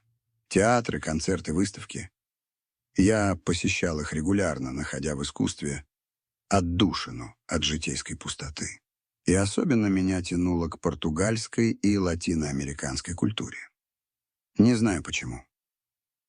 Может быть, неосознанная надежда услышать что-то знакомое, что-то напоминающее о Марии и далеких островах. Ходил на концерты бразильской музыки, смотрел португальские фильмы, читал переводы лузофонной литературы. Каждый раз это было одновременно радостью и пыткой, радостью узнавания и пыткой воспоминаний. Так прошло 8 лет пенсионной жизни. 8 лет медленного течения дней, наполненных мелкими заботами и большими сожалениями. И вот октябрьским вечером 2018 года я увидел афишу. Нэнси Виейра, певица из Кабо-Верде, и понял. Пришло время узнать правду. Пришло время закрыть главный вопрос моей жизни. Есть ли у меня ребенок от единственной женщины, которую любил по-настоящему? 20 октября 2018 года в половине 7 вечера я стоял перед входом в культурный центр «Петербург-концерт». Моросил мелкий дождь, прохожие торопились под зонтами, город готовился к ночи. А я держал в руках билет, который мог изменить всю мою оставшуюся жизнь. Зал оказался камерным. Человек на 150, не больше. Публика разнообразная. Студенты-филологи, преподаватели языков, любители экзотической музыки, несколько человек явно африканского происхождения. Я сел в третий ряд, поближе к сцене, и стал ждать. В 7 вечера свет погас, и на сцене появилась женщина лет 50. Высокая, стройная, с кожей цвета молочного шоколада и добрыми глазами. Простое черное платье. Минимум украшений, босые ноги. В руках небольшая гитара кабовердского типа. «Боа нойте», — сказала она в микрофон, и у меня екнуло сердце. Португальский язык. Звуки, которых я не слышал в живом исполнении многие годы. «Меня зовут Нэнси Виейра, и я приехала к вам с далеких островов Кабо-Верде, чтобы рассказать о нашей музыке, нашей культуре, нашей содде. Содаде. Слово, которое я не слышал 31 год. Слово, которое произносила Мария, когда мы сидели на берегу океана и говорили о тоске по недостижимому. Нэнси начала петь первую морну, медленную печальную песню о рыбаке, который ушел в море и не вернулся. Голос у нее был глубокий, бархатистый, с той особенной интонацией, которая отличает кабавердских певиц от всех остальных.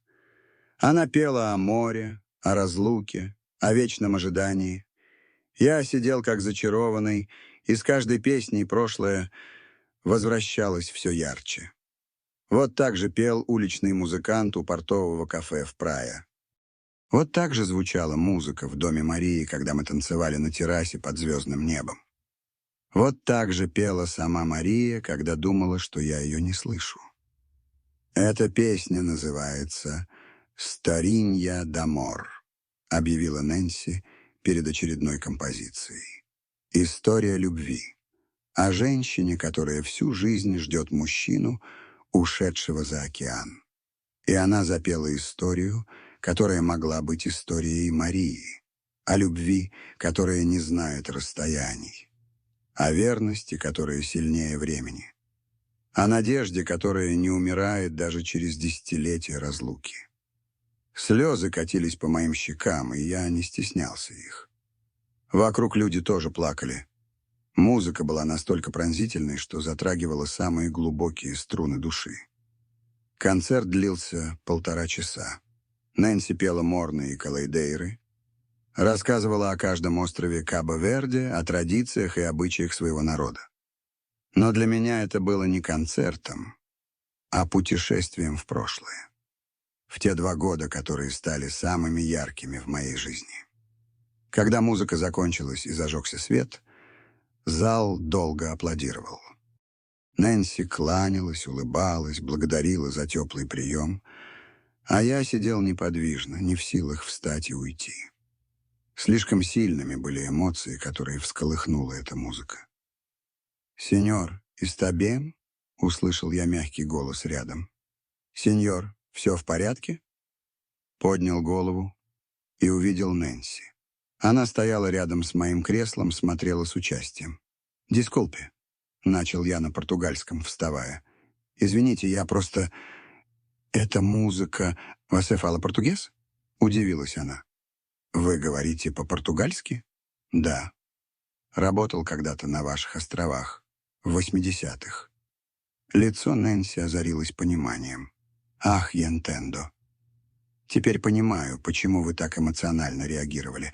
Наша музыка пробуждает воспоминания». «Сильные воспоминания», — кивнул я. «Меня зовут Андрей Круглов». «Нэнси Виейра». Она протянула руку. «А что вы делали на островах?» «Переводчик был. При советских специалистах». «Понятно. А в каких годах?» «С 1985 по 1987. «Eu sou de Santiago», — воскликнула Нэнси. «Я с Сантьяго. Может быть, наши пути пересекались?» «Может быть», — осторожно согласился я. «А вы не помните, работала в Министерстве образования одна сотрудница Мария Кардозу?» Имя Марии слетело с губ, прежде чем я успел остановиться. 31 год молчания, и вот я произношу его вслух перед незнакомой женщиной. Нэнси нахмурилась, вспоминая. Мария Кардозу — имя знакомое. Но лично я ее не знаю. А почему вы спрашиваете? Мы сотрудничали по работе. Интересно, как у нее дела сложились? Понятно. В голосе Нэнси послышалась особая интонация. Та, с которой женщины говорят, когда понимают, что речь идет о чем-то большем, чем работа. «А хотите, я поспрашиваю? У меня на острове много знакомых. Лечу домой через неделю». Сердце забилось быстрее. Неужели судьба дает мне шанс узнать правду спустя 31 год? «А вы сможете?» — вырвалось у меня. «Конечно, смогу. Дайте ваш телефон или электронную почту. Как узнаю что-то, обязательно сообщу». Я продиктовал свои контакты, она записала в телефон. «Только...» — начал я и замялся. «Что?» У нее не было детей в конце 80-х. Один мой коллега рассказывал, видел ее с ребенком. Нэнси внимательно посмотрела на меня. Теперь я понимаю, что это для вас действительно важно. Постараюсь узнать все подробно. Спасибо. Очень вам благодарен. Ну, Адике, улыбнулась она. Пожалуйста. Мы попрощались, и я вышел из зала совершенно другим человеком. За час с небольшим изменилось все. Я из отчаявшегося старика превратился в человека, у которого есть надежда узнать правду. На улице все еще моросил дождь, но я его не замечал. Шел по Невскому проспекту и думал, что если Мария жива? Что если у нее действительно есть ребенок? Что если этот ребенок, да, мой сын или дочь? Вопросы, которые мучили меня 3 десятилетия, наконец могли получить ответы. Следующие 3 недели стали самыми длинными в моей жизни. Каждый день я проверял электронную почту, каждый звонок телефона заставлял вздрагивать. Нэнси обещала связаться, как только узнает что-то о Марии, но время тянулось мучительно медленно. Я жил между надеждой и страхом. Надеждой, что наконец-то узнаю правду о возможном ребенке. Страхом, что правда окажется болезненной. А что, если Мария умерла? Что, если ребенок не мой? Что, если она меня забыла и не хочет никаких контактов? Спать стало невозможно. Лежал в кровати и прокручивал в голове различные сценарии. То представлял радостную встречу с дочерью, почему-то казалось, что это дочь, а не сын, то готовился к разочарованию и окончательному закрытию темы. Днем ходил по городу как зомби. Сил на чтение не было, телевизор раздражал, с людьми общаться не хотелось. Даже Гриша заметил мое состояние. «Папа Андрей, что с вами? Вы какой-то взволнованный?» «Все нормально, сынок. Просто жду важных новостей». «Каких новостей?» «Расскажу, когда получу». Алеша тоже обратил внимание на мою нервозность. Он приехал в гости на выходных и сразу спросил: «Пап, вы заболели? Выглядите неважно». «Не заболел. Просто переживаю по одному важному вопросу». «По какому?» «Потом объясню. Когда сам все узнаю».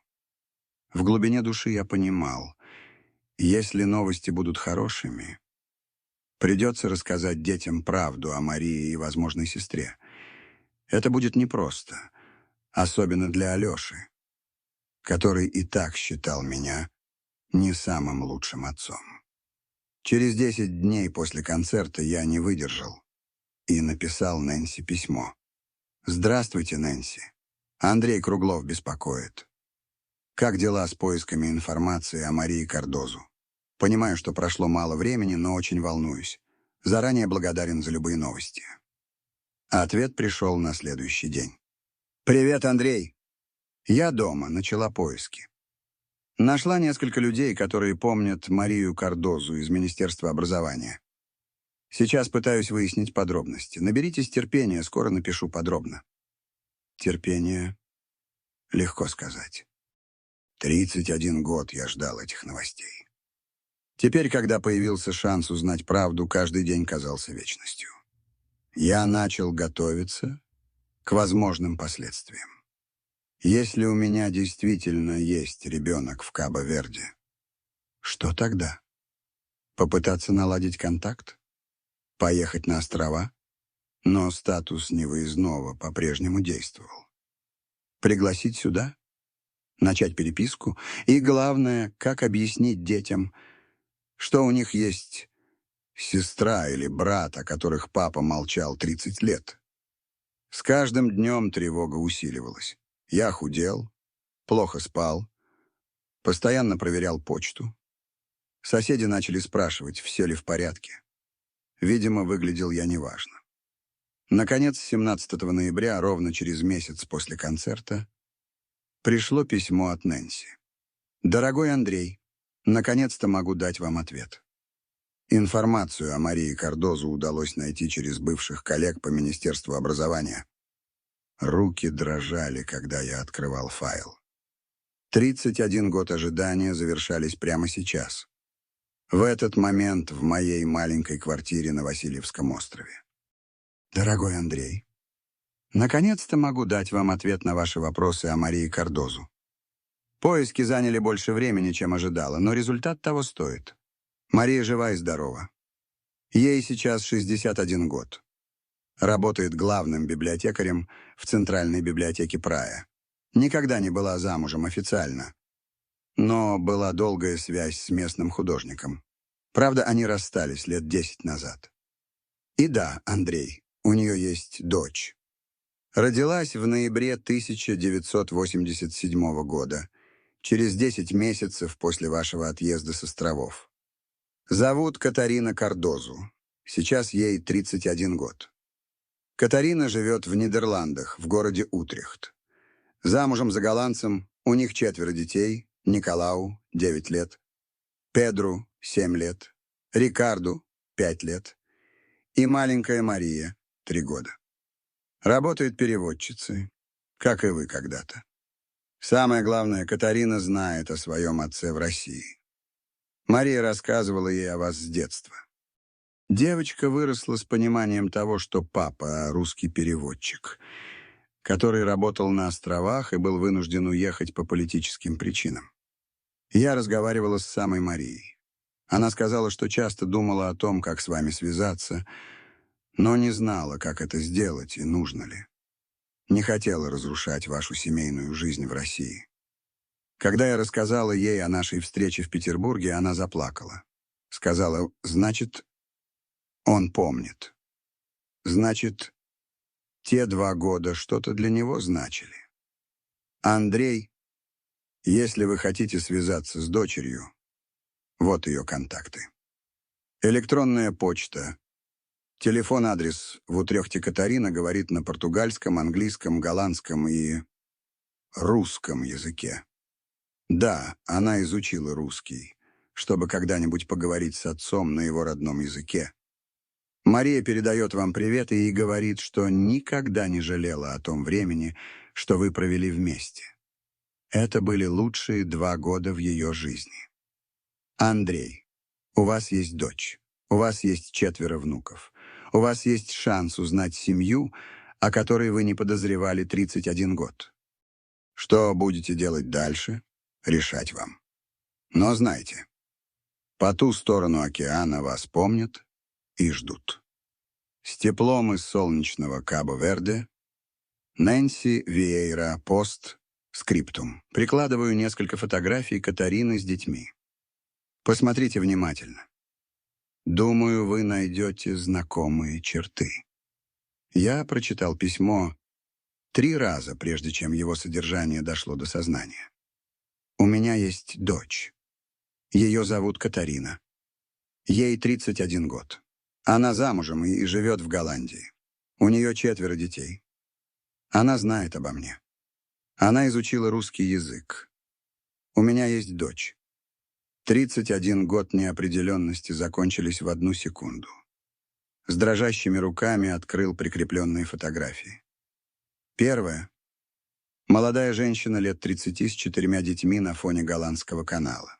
Высокая, стройная, с кожей цвета кофе с молоком и светлыми глазами. Мамины глаза. Но нос, овал лица, выражения мои. Вторая фотография. Катарина одна, портрет крупным планом. Она улыбается, и в этой улыбке я узнаю себя в 30 лет. Те же морщинки в уголках глаз, та же форма губ, даже зубы расположены так же, как у меня. Третье — дети. Старший мальчик, Николау, невероятно похож на Гришу в детстве. Те же серьезные глаза, та же задумчивая улыбка. Педру и Рикарду больше пошли в мать, а маленькая Мария — копия Катарины в детстве, какой она, наверное, была. Мои внуки. 4 маленьких людей, в которых течет моя кровь. Николау назван в честь моего деда. Значит, Мария рассказывала дочери о моей семье. Я сидел за компьютером и плакал. Мужчина 71 года, который наконец-то узнал, что не одинок в этом мире. Что есть люди, которые носят мою фамилию, хотя фамилия у Катарины материнская, мою кровь, мои гены. Что делать дальше? Писать дочери? Звонить? С чего начать разговор с ребенком, которого не видел никогда, но которого любил всю жизнь, не зная о его существовании? Решил действовать осторожно. Сначала электронное письмо. На русском языке Нэнси писала, что Катарина его изучила. «Здравствуйте, Катарина. Меня зовут Андрей Круглов. Я думаю, вы знаете, кто я такой. Нэнси Виейра из Кабо-Верде дала мне ваши контакты и рассказала о вас. Мне очень трудно подобрать слова для этого письма. 31 год я не знал о вашем существовании. 31 год мучился вопросом, есть ли у меня ребенок от единственной женщины, которую любил по-настоящему. Теперь я знаю ответ. У меня есть дочь.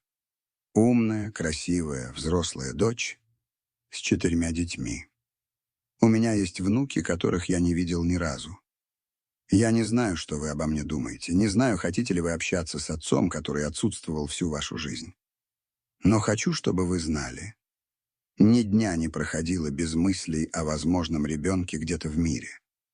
Если бы я знал о вашем существовании, обязательно нашел бы способ быть частью вашей жизни. Обстоятельства сложились так, что я узнал о вас только сейчас. Но лучше поздно, чем никогда. Если хотите поговорить, буду очень рад. Если не хотите, пойму и приму любое ваше решение. Ваш отец Андрей Круглов, П.С. Нэнси прислала ваши фотографии. Вы очень красивая. И дети замечательные. Николау назван в честь моего деда. Это очень трогательно. Письмо перечитал 10 раз, исправил несколько фраз и отправил. Теперь оставалось ждать. Но на этот раз ожидание было другим. Не мучительным, а полным надежды. Я знал, что дочь существует. Что она умная и образованная женщина. Остальное было делом времени. Ответ пришел через 4 часа. 4 часа, которые показались вечностью. Дорогой папа, можно я буду называть вас папа? Я так долго ждала этого письма.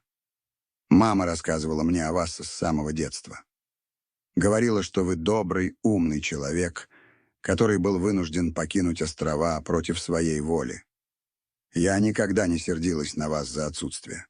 Понимала, что между нами океан и политические барьеры. Но всегда надеялась, что когда-нибудь мы встретимся. Изучила русский язык, чтобы говорить с вами на родном для вас языке.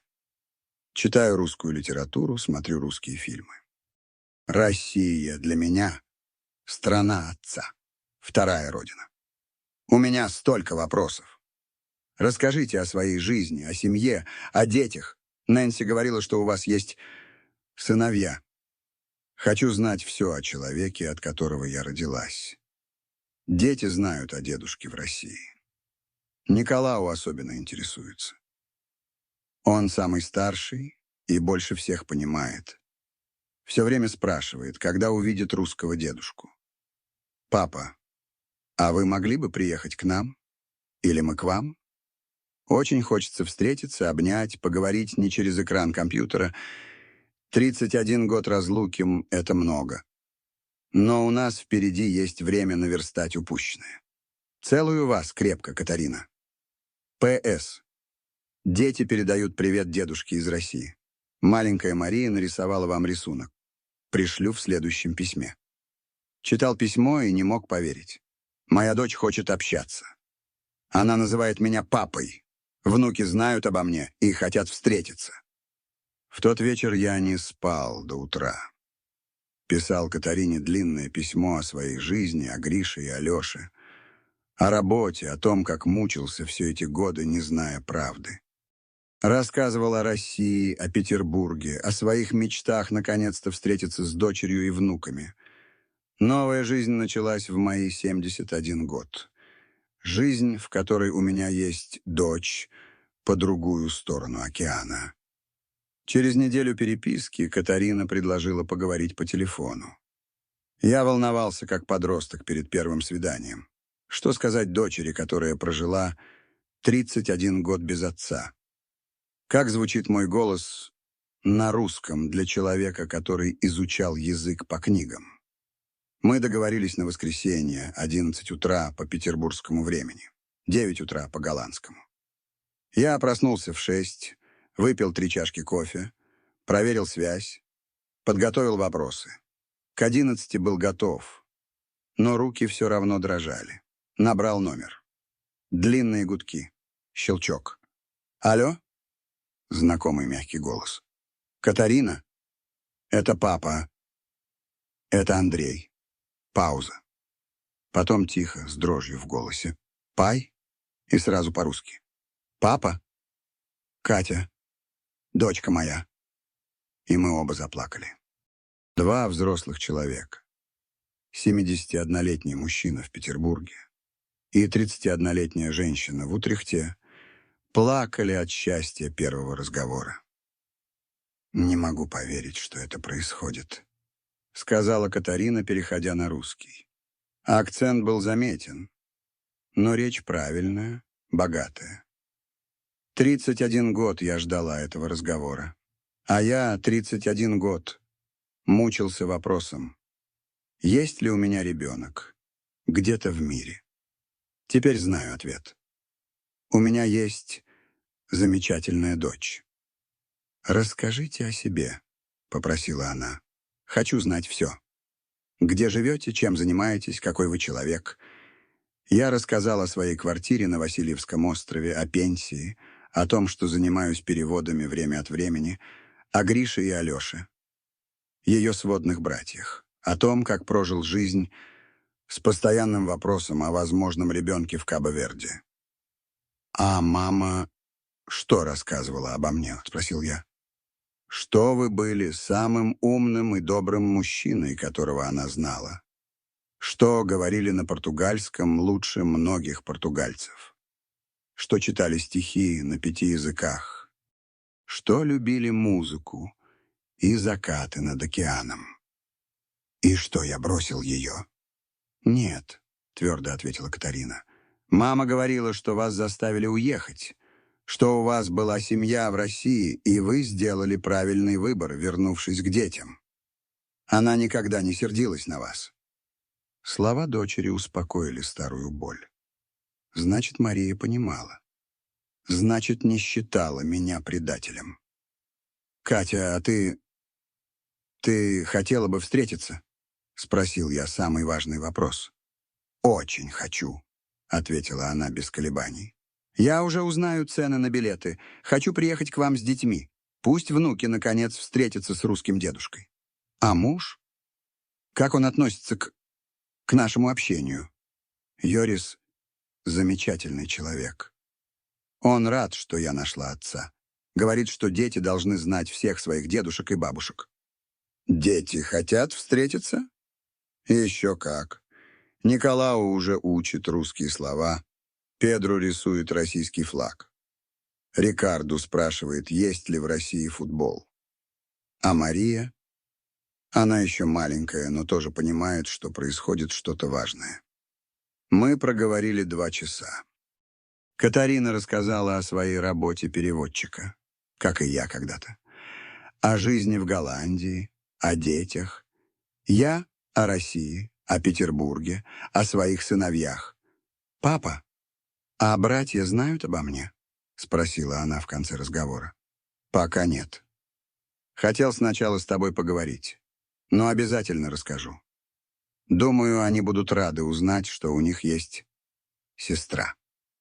А я буду рада познакомиться с братьями. Всегда мечтала о большой семье». «Большая семья у тебя теперь будет, дочка. Очень большая». Когда мы попрощались, я долго сидел с трубкой в руке. Неужели это правда?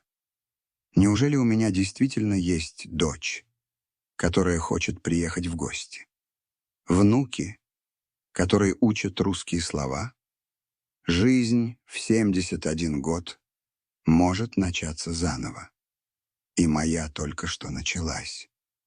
Теперь предстояло самое сложное — рассказать Грише и Алёше о существовании сестры. Особенно тяжело было с Алёшем, который и без того считал меня отцом не самым лучшим. Как объяснить, что у папы есть еще один ребенок, о котором он молчал 30 лет? С Гришей решил поговорить первым. В 41 год он был достаточно взрослым, чтобы понять сложности человеческих отношений. Встретились в кафе на Петроградской стороне, том самом, где я когда-то коротал пенсионерские дни. Гриша пришел прямо с работы, в строгом костюме с портфелем. Солидный мужчина, заведующий отделом в Эрмитаже. «Папа Андрей, вы выглядите необычно», — заметил он, садясь за столик. «Как будто помолодели лет на 10». «Есть важные новости», — сказал я. «Очень важные». «Серьезные проблемы?» «Наоборот. Хорошие новости, но сложные для объяснения». Гриша заказал кофе, я — чай. Официантка Света, которая помнила меня еще по прежним временам, улыбнулась. «Давно вас не видела, Андрей Михайлович. Как дела?» «Лучше не бывает», — ответил я честно. Когда мы остались одни, я начал издалека. «Гриша, помнишь, я рассказывала о командировке в Кабо-Верде?» «Конечно, помню. Вы оттуда привезли мне ракушки и книгу про острова. Я там встретил женщину. Полюбил ее». Гриша поднял брови, но не перебивал. Пришлось выбирать между любовью и семьей в России. Выбрал семью. Выбрал тебя. И правильно сделали. Не знаю. После моего отъезда у той женщины родился ребенок. Девочка. Возможно, моя дочь. Возможно? Теперь уже точно. Моя дочь. Недавно узнал правду. Ей 31 год, зовут Катарина. Живет в Голландии, замужем, 4 детей. Гриша долго молчал, переваривая информацию. Потом спросил. «И что вы собираетесь делать?» «Встретиться. Она хочет приехать в Россию с детьми». «Понятно». Еще одна пауза. «А как же мы с Алешей? Вы же всю жизнь были нашим отцом. И остаюсь». «Гриша, ты мой сын. Не по крови, но по сердцу. Это никогда не изменится. А Алеша как отнесется? Вот это меня и беспокоит. С ним сложнее». Гриша кивнул понимающе. «Алеша всегда считал, что вы его недолюбливаете. А тут вдруг появляется сестра, которую я тоже не воспитывал, которая прожила без меня 31 год, но которая теперь объявилась. Папа Андрей, я рад за вас. Честно. Вы всю жизнь мучились тем вопросом о ребенке в Африке. Теперь получили ответ и шанс быть дедушкой для 4 внуков. Ты не против?» «Против чего? Против того, что у меня появилась сестра? Наоборот, за. Наша семья стала больше». Слова Гриши успокоили меня. С младшим сыном разговор предстоял более сложный. С Алешей встретились на следующий день. Ему было 28 лет, он работал программистом в ИТ-компании, жил с девушкой в съемной квартире. Наши отношения были прохладными. Неплохими, но и не близкими. «Пап, что случилось?» — спросил он, заметив мое волнение. «По телефону говорили, что нужно срочно поговорить. Есть новости о нашей семье. Мама, что-то случилось?» «Нет, с мамой все хорошо. Дело не в маме». Я рассказал ту же историю про командировку в Кабо-Верде, про любовь, про выбор, про дочь, которая недавно объявилась. Алеша слушал молча. Лицо становилось все мрачнее. «То есть у вас есть дочь, о которой вы молчали 30 лет?» — уточнил он, когда я закончил. «Я не знал о ее существовании. Узнал только недавно. Но подозревали?» «Подозревал», — честно признался я. «И все эти годы мучились по поводу возможного ребенка где-то в Африке. Вместо того, чтобы быть нормальным отцом мне, вопрос был болезненным, но справедливым. Алеш, я старался быть тебе хорошим отцом. Старались, да плохо получалось. Всегда были где-то далеко мыслями. Теперь понятно где. В Африке, с той женщиной и возможным ребенком. Алеша, прошу тебя. А теперь эта дочка объявилась, и вы все силы будете тратить на нее. На внуков, которых никогда не видели, вместо сына, которого видите каждую неделю. Разговор шел не по плану. Алеша обижался, и обижался справедливо. «Сын, я люблю тебя. Всегда любил. То, что появилась Катарина, ничего не меняет в наших отношениях». «Все меняет», — мрачно сказал он. «Появилась дочь, которую вы никогда не видели, но уже называете по имени. Появились внуки из Голландии.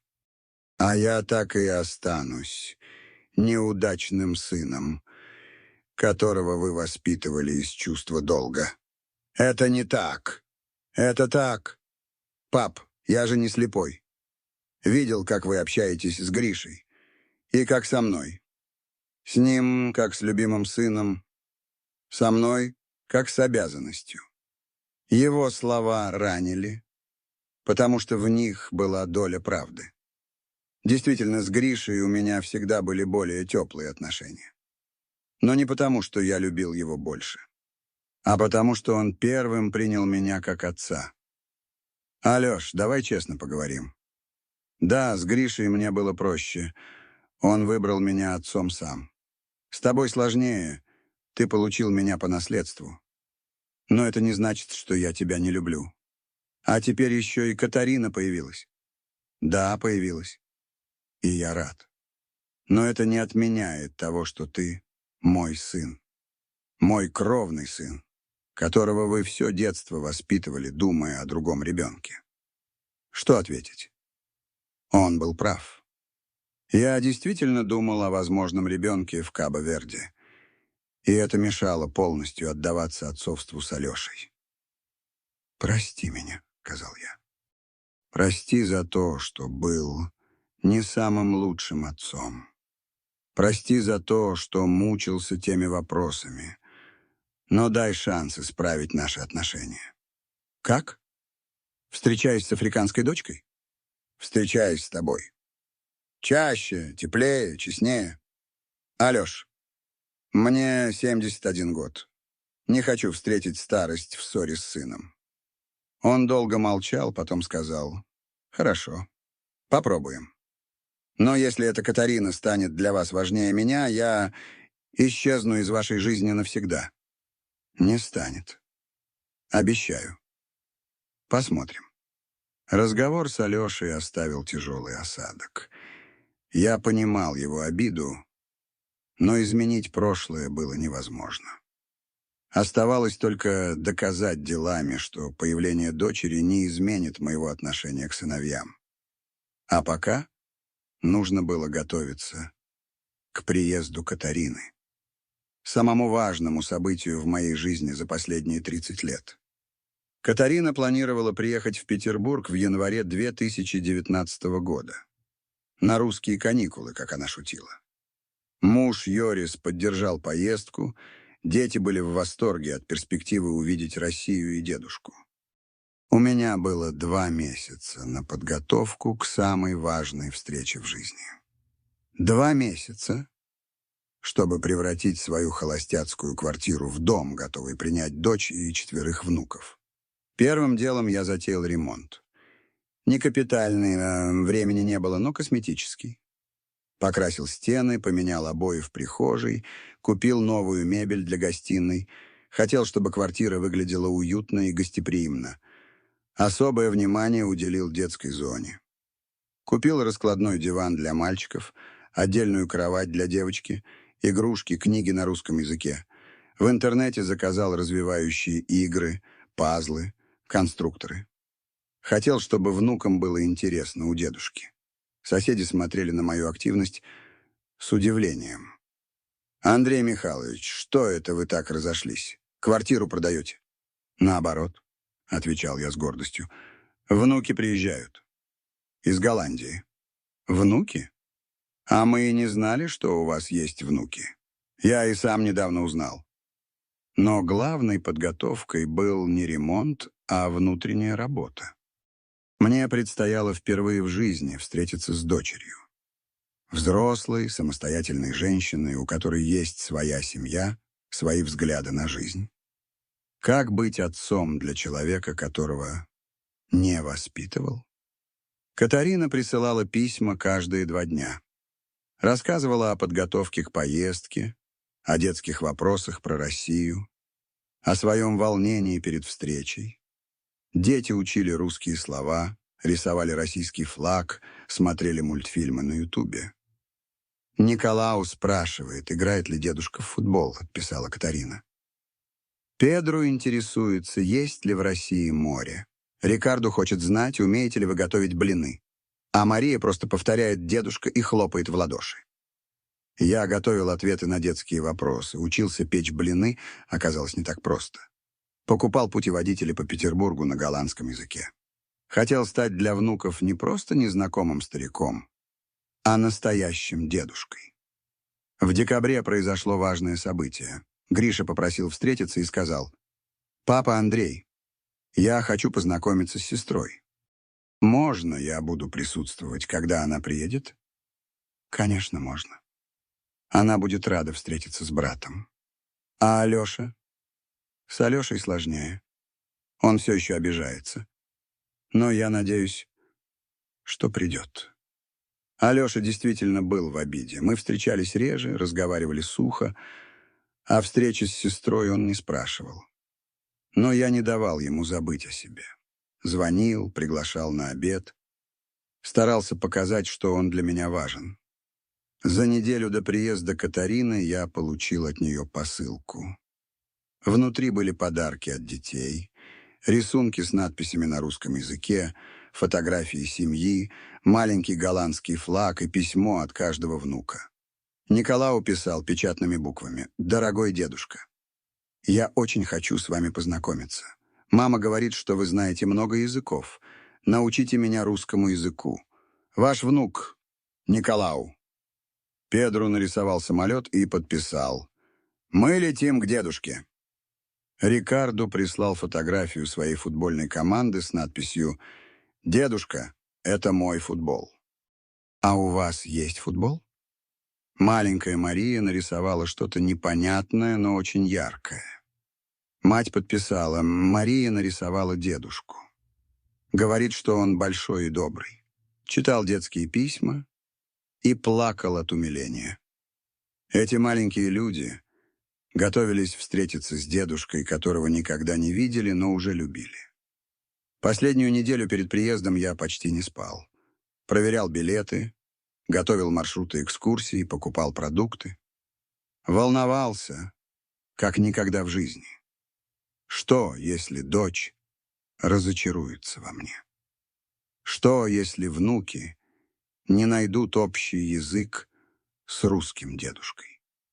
Что, если встреча окажется неудачной? Но было поздно волноваться. Самолет из Амстердама приземлялся в Пулково 15 января в 2 часа дня. И я должен был быть готов к самой важной встрече в своей жизни. Глава 19. Встреча в аэропорту. Семья воссоединяется 15 января 2019 года. День, который я ждал 31 год. День встречи с дочерью. Проснулся в 5 утра, хотя самолет прилетал только в 2 дня. Принял душ, побрился, надел лучший костюм. Позавтракал, но еда не лезла в горло от волнения. В 11 утра уже был в аэропорту Пулково, хотя до прилета оставалось 3 часа. Ходил по залу прилета, проверял табло, покупал цветы. Букет для Катарины, белые розы, как любила ее мать, и маленькие букетики для внуков. Детям тоже должно быть приятно получить цветы от дедушки. Гриша приехал в аэропорт прямо с работы. Увидел меня и улыбнулся. «Папа Андрей, вы выглядите как жених перед свадьбой». «Волнуюсь больше, чем перед свадьбой», — признался я. «Что, если что-то пойдет не так?» «Ничего не пойдет не так. Катарина ваша дочь, дети ваши внуки. Кровь не обманешь. В последний момент, когда табло показало «прилетел», появился Алеша. Мрачный, в джинсах и куртке, но пришел. «Не мог пропустить такое событие», — сказал он коротко. «Спасибо, сын. Только не вздумайте делать из этого цирк. Просто встреча родственников. Но для меня это был не просто цирк. Это было чудо. В 2:35 объявили, что пассажиры рейса из Амстердама проходят паспортный контроль. Сердце забилось, как сумасшедшее. Еще несколько минут, и я увижу дочь впервые в жизни. Первыми из зала вышли деловые люди с кейсами, потом туристы с рюкзаками. Я всматривался в каждое лицо, боясь не узнать Катарину. И вдруг увидел ее. Высокая женщина в длинном пальто с 4 детьми вокруг. Светлые глаза, смуглая кожа, черные волосы, собранные в пучок. Она толкала тележку с чемоданами и оглядывалась по сторонам. «Пай!» — крикнула она, увидев меня. «Папа!» «Катя!» «Филья меня!» — ответил я по-португальски, как 30 лет назад говорил с ее матерью. Мы бросились друг другу навстречу. Обнялись посреди зала прилета, не обращая внимания на любопытные взгляды. 31 год разлуки закончились в одно мгновение. Катарина была высокой. Унаследовала мой рост. Обнимала крепко, по-мужски. Но пахло женственно, духами и чем-то домашним, уютным. В объятиях дочери я почувствовал то, чего не испытывал никогда. Абсолютную родственную близость. «Не могу поверить, что это происходит», — шептала она мне в плечо. «Папа?» «Мой папа? Дочка моя», — отвечал я, стараясь не разреветься при детях. Наконец мы разжали объятия и посмотрели друг другу в глаза. Катарина улыбнулась, той же улыбкой, что у меня на старых фотографиях. Потом повернулась к детям. «Киндерс, dit is jullie grandvader uit Rusland», — сказала она по-голландски. «Дети, это ваш дедушка из России». И тут ко мне подбежали 4 маленьких человечков. Николау, 9 лет. Серьезный мальчик в очках, похожий на Гришу в детстве. Подошел первым, протянул руку. «Здравствуйте, дедушка». «Я Николау». «Здравствуй, внук», — ответил я, пожимая детскую ладошку. «Очень рад познакомиться. Педру, 7 лет, живой и любопытный». Не стал жать руку, а сразу обнял за ноги. «Дедушка, а вы правда знаете русский язык?» «Знаю, Педру. И научу тебя, если хочешь». Рикардо, 5 лет, застенчивый мальчик с огромными глазами. Спрятался за маму, но выглядывал с интересом. «Рикардо немного стесняется», — объяснила Катарина, «но он очень хотел с вами познакомиться». И, наконец, маленькая Мария, 3-летняя кукла с кудрявыми волосами. Подбежала и протянула мне рисунок. «Дедушка, это вам». На рисунке был изображен большой человек в окружении маленьких. Подпись мамиными руками. «Дедушка и мы». «Спасибо, Мария», — сказал я, беря рисунок. «Это самый красивый рисунок в моей жизни». Только тогда я вспомнил о сыновьях. Повернулся к Грише и Алёше. «Катя, знакомься. Это Гриша и Алёша. Твои братья». Катарина подошла к Грише первой. «Очень рада познакомиться», — сказала она по-русски. Папа много рассказывал о старшем сыне. «Взаимно», — ответил Гриша, обнимая сестру. «Добро пожаловать в семью». С Алешей было сложнее. Он стоял в стороне, наблюдал за происходящим с неопределенным выражением лица. «А это Алеша», — представил я его, — «мой младший сын». Катарина подошла к нему, протянула руку. «Здравствуй, брат». «Здравствуй», — коротко ответил Алеша, пожав руку. «Папа говорил, что ты программист. Это очень интересная работа». «Нормальная работа». Неловкость повисла в воздухе. Но Николау, самый старший из внуков, разрядил обстановку. «Дядя Алеша, а вы можете научить меня программированию?» «Могу», — ответил Алеша, и лицо у него чуть потеплело. «Если будешь хорошо учиться». «Буду, обещаю». Мы взяли чемоданы и пошли к выходу. Большая семья, дедушка, дочь, 2 сына, 4 внуков. Люди оборачивались, улыбались. Видимо, наша радость была заметна всем. В автобусе до города Катарина сидела рядом со мной. Дети прилипли к окнам, смотрели на зимний Петербург. Снег, который для них был экзотикой, вызывал восторг. «Мама! Кейк! Снеу!» — кричали они. «Мама! Смотри! Снег!» «Да, детки», — отвечала Катарина по-русски. «В России зимой всегда много снега». «Папа», — сказала она мне тихо, — «спасибо, что согласились нас принять». «Знаю, это непросто. В одночасье получить взрослую дочь и 4 внуков. Катя, я мечтал об этом 31 год. Это несложно, это счастье. А братья?» Алеша показался настороженным. «Алеша переживает, что с появлением тебя я буду меньше внимания уделять ему. Детские страхи взрослого человека. А Гриша? Гриша рад. Он всегда был мудрее своих лет». Катарина кивнула.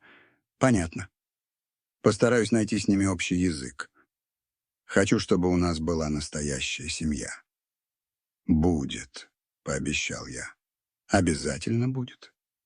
Автобус подъезжал к центру города. Впереди были 2 недели знакомства с дочерью и внуками, 2 недели построения семьи, о которой я не мог мечтать еще месяц назад.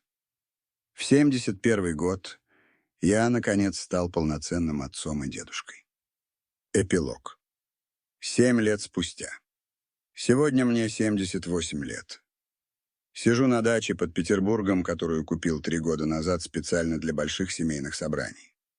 За столом на террасе. Все мои дети и внуки. Катарина приезжает в Россию каждое лето. Иногда одна, иногда с детьми, иногда всей семьей. Этим летом приехали все. И дочь с Йорисом, и 4 внуков, которые за 7 лет выросли и изменились. Николау, 16 лет, высокий подросток, который свободно говорит по-русски и мечтает поступать в российский вуз, изучает программирование у дяди Алеши, играет в футбол с дядей Гришей, помогает мне в огороде. «Дедушка», — говорит он, — «а можно я летом буду приезжать к вам один? Хочу лучше узнать Россию». «Конечно, можно, внук.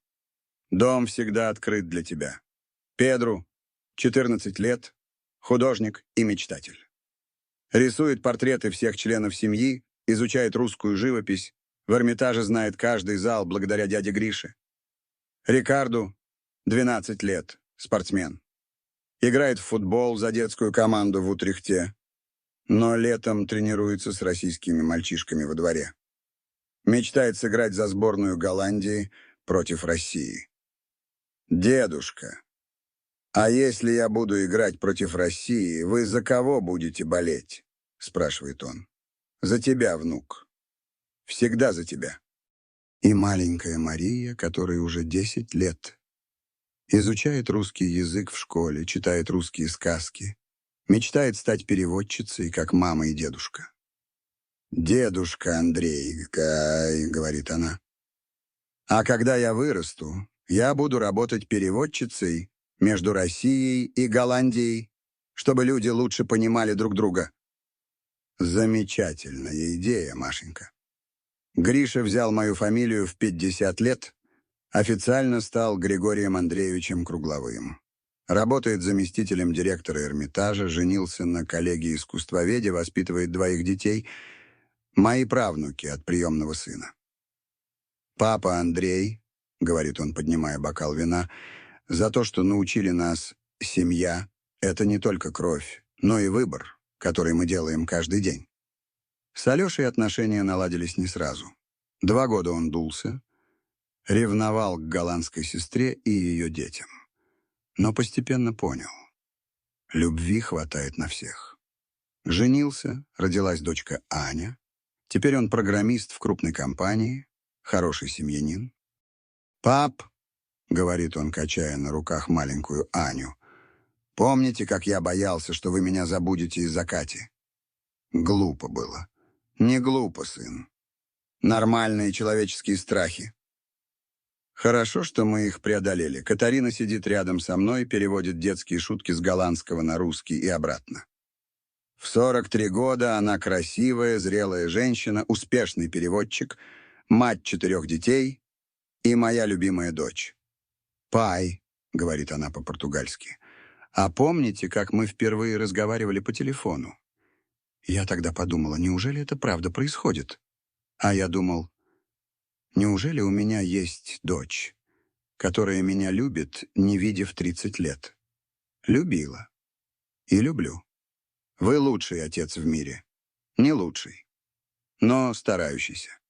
Йорис, муж Катарины, выучил русский язык и чувствует себя частью нашей семьи. Добрый, спокойный мужчина, который дал моей дочери счастье и подарил мне 4 внуков. «Андрей», — говорит он с голландским акцентом, «спасибо, что приняли меня в семью. Для европейца попасть в русскую семью — большая честь. Для русского дедушки получить голландского зятя — тоже честь». На столе лежат письма от Марии. Мы переписываемся уже 7 лет. Не каждый день, но регулярно. Она рассказывает о жизни на островах, о работе в библиотеке, о том, как радуется успехам нашей дочери. В прошлом году Мария прислала фотографию. Серьезная женщина с седыми волосами, в которой я с трудом узнаю ту девушку, что любил 30 лет назад. Но глаза остались теми же, добрыми и немного грустными. «Андрей», — пишет она, — «я счастлива, что вы нашли друг друга с Катариной. Это то, о чем я мечтала всю жизнь, но боялась надеяться. Наша дочь получила лучший подарок — отца, который умеет любить. А на книжной полке стоит фотография в рамке. Вся наша семья на прошлогоднем дне рождения Катарины. 5 взрослых, 6 детей, 3 поколения. Под фотографией табличка, которую подарил мне Николау, «Семья Кругловых», где любовь не знает границ. Португальское слово «саудаде» больше не мучает меня, потому что то, почему тосковал всю жизнь, наконец нашлось.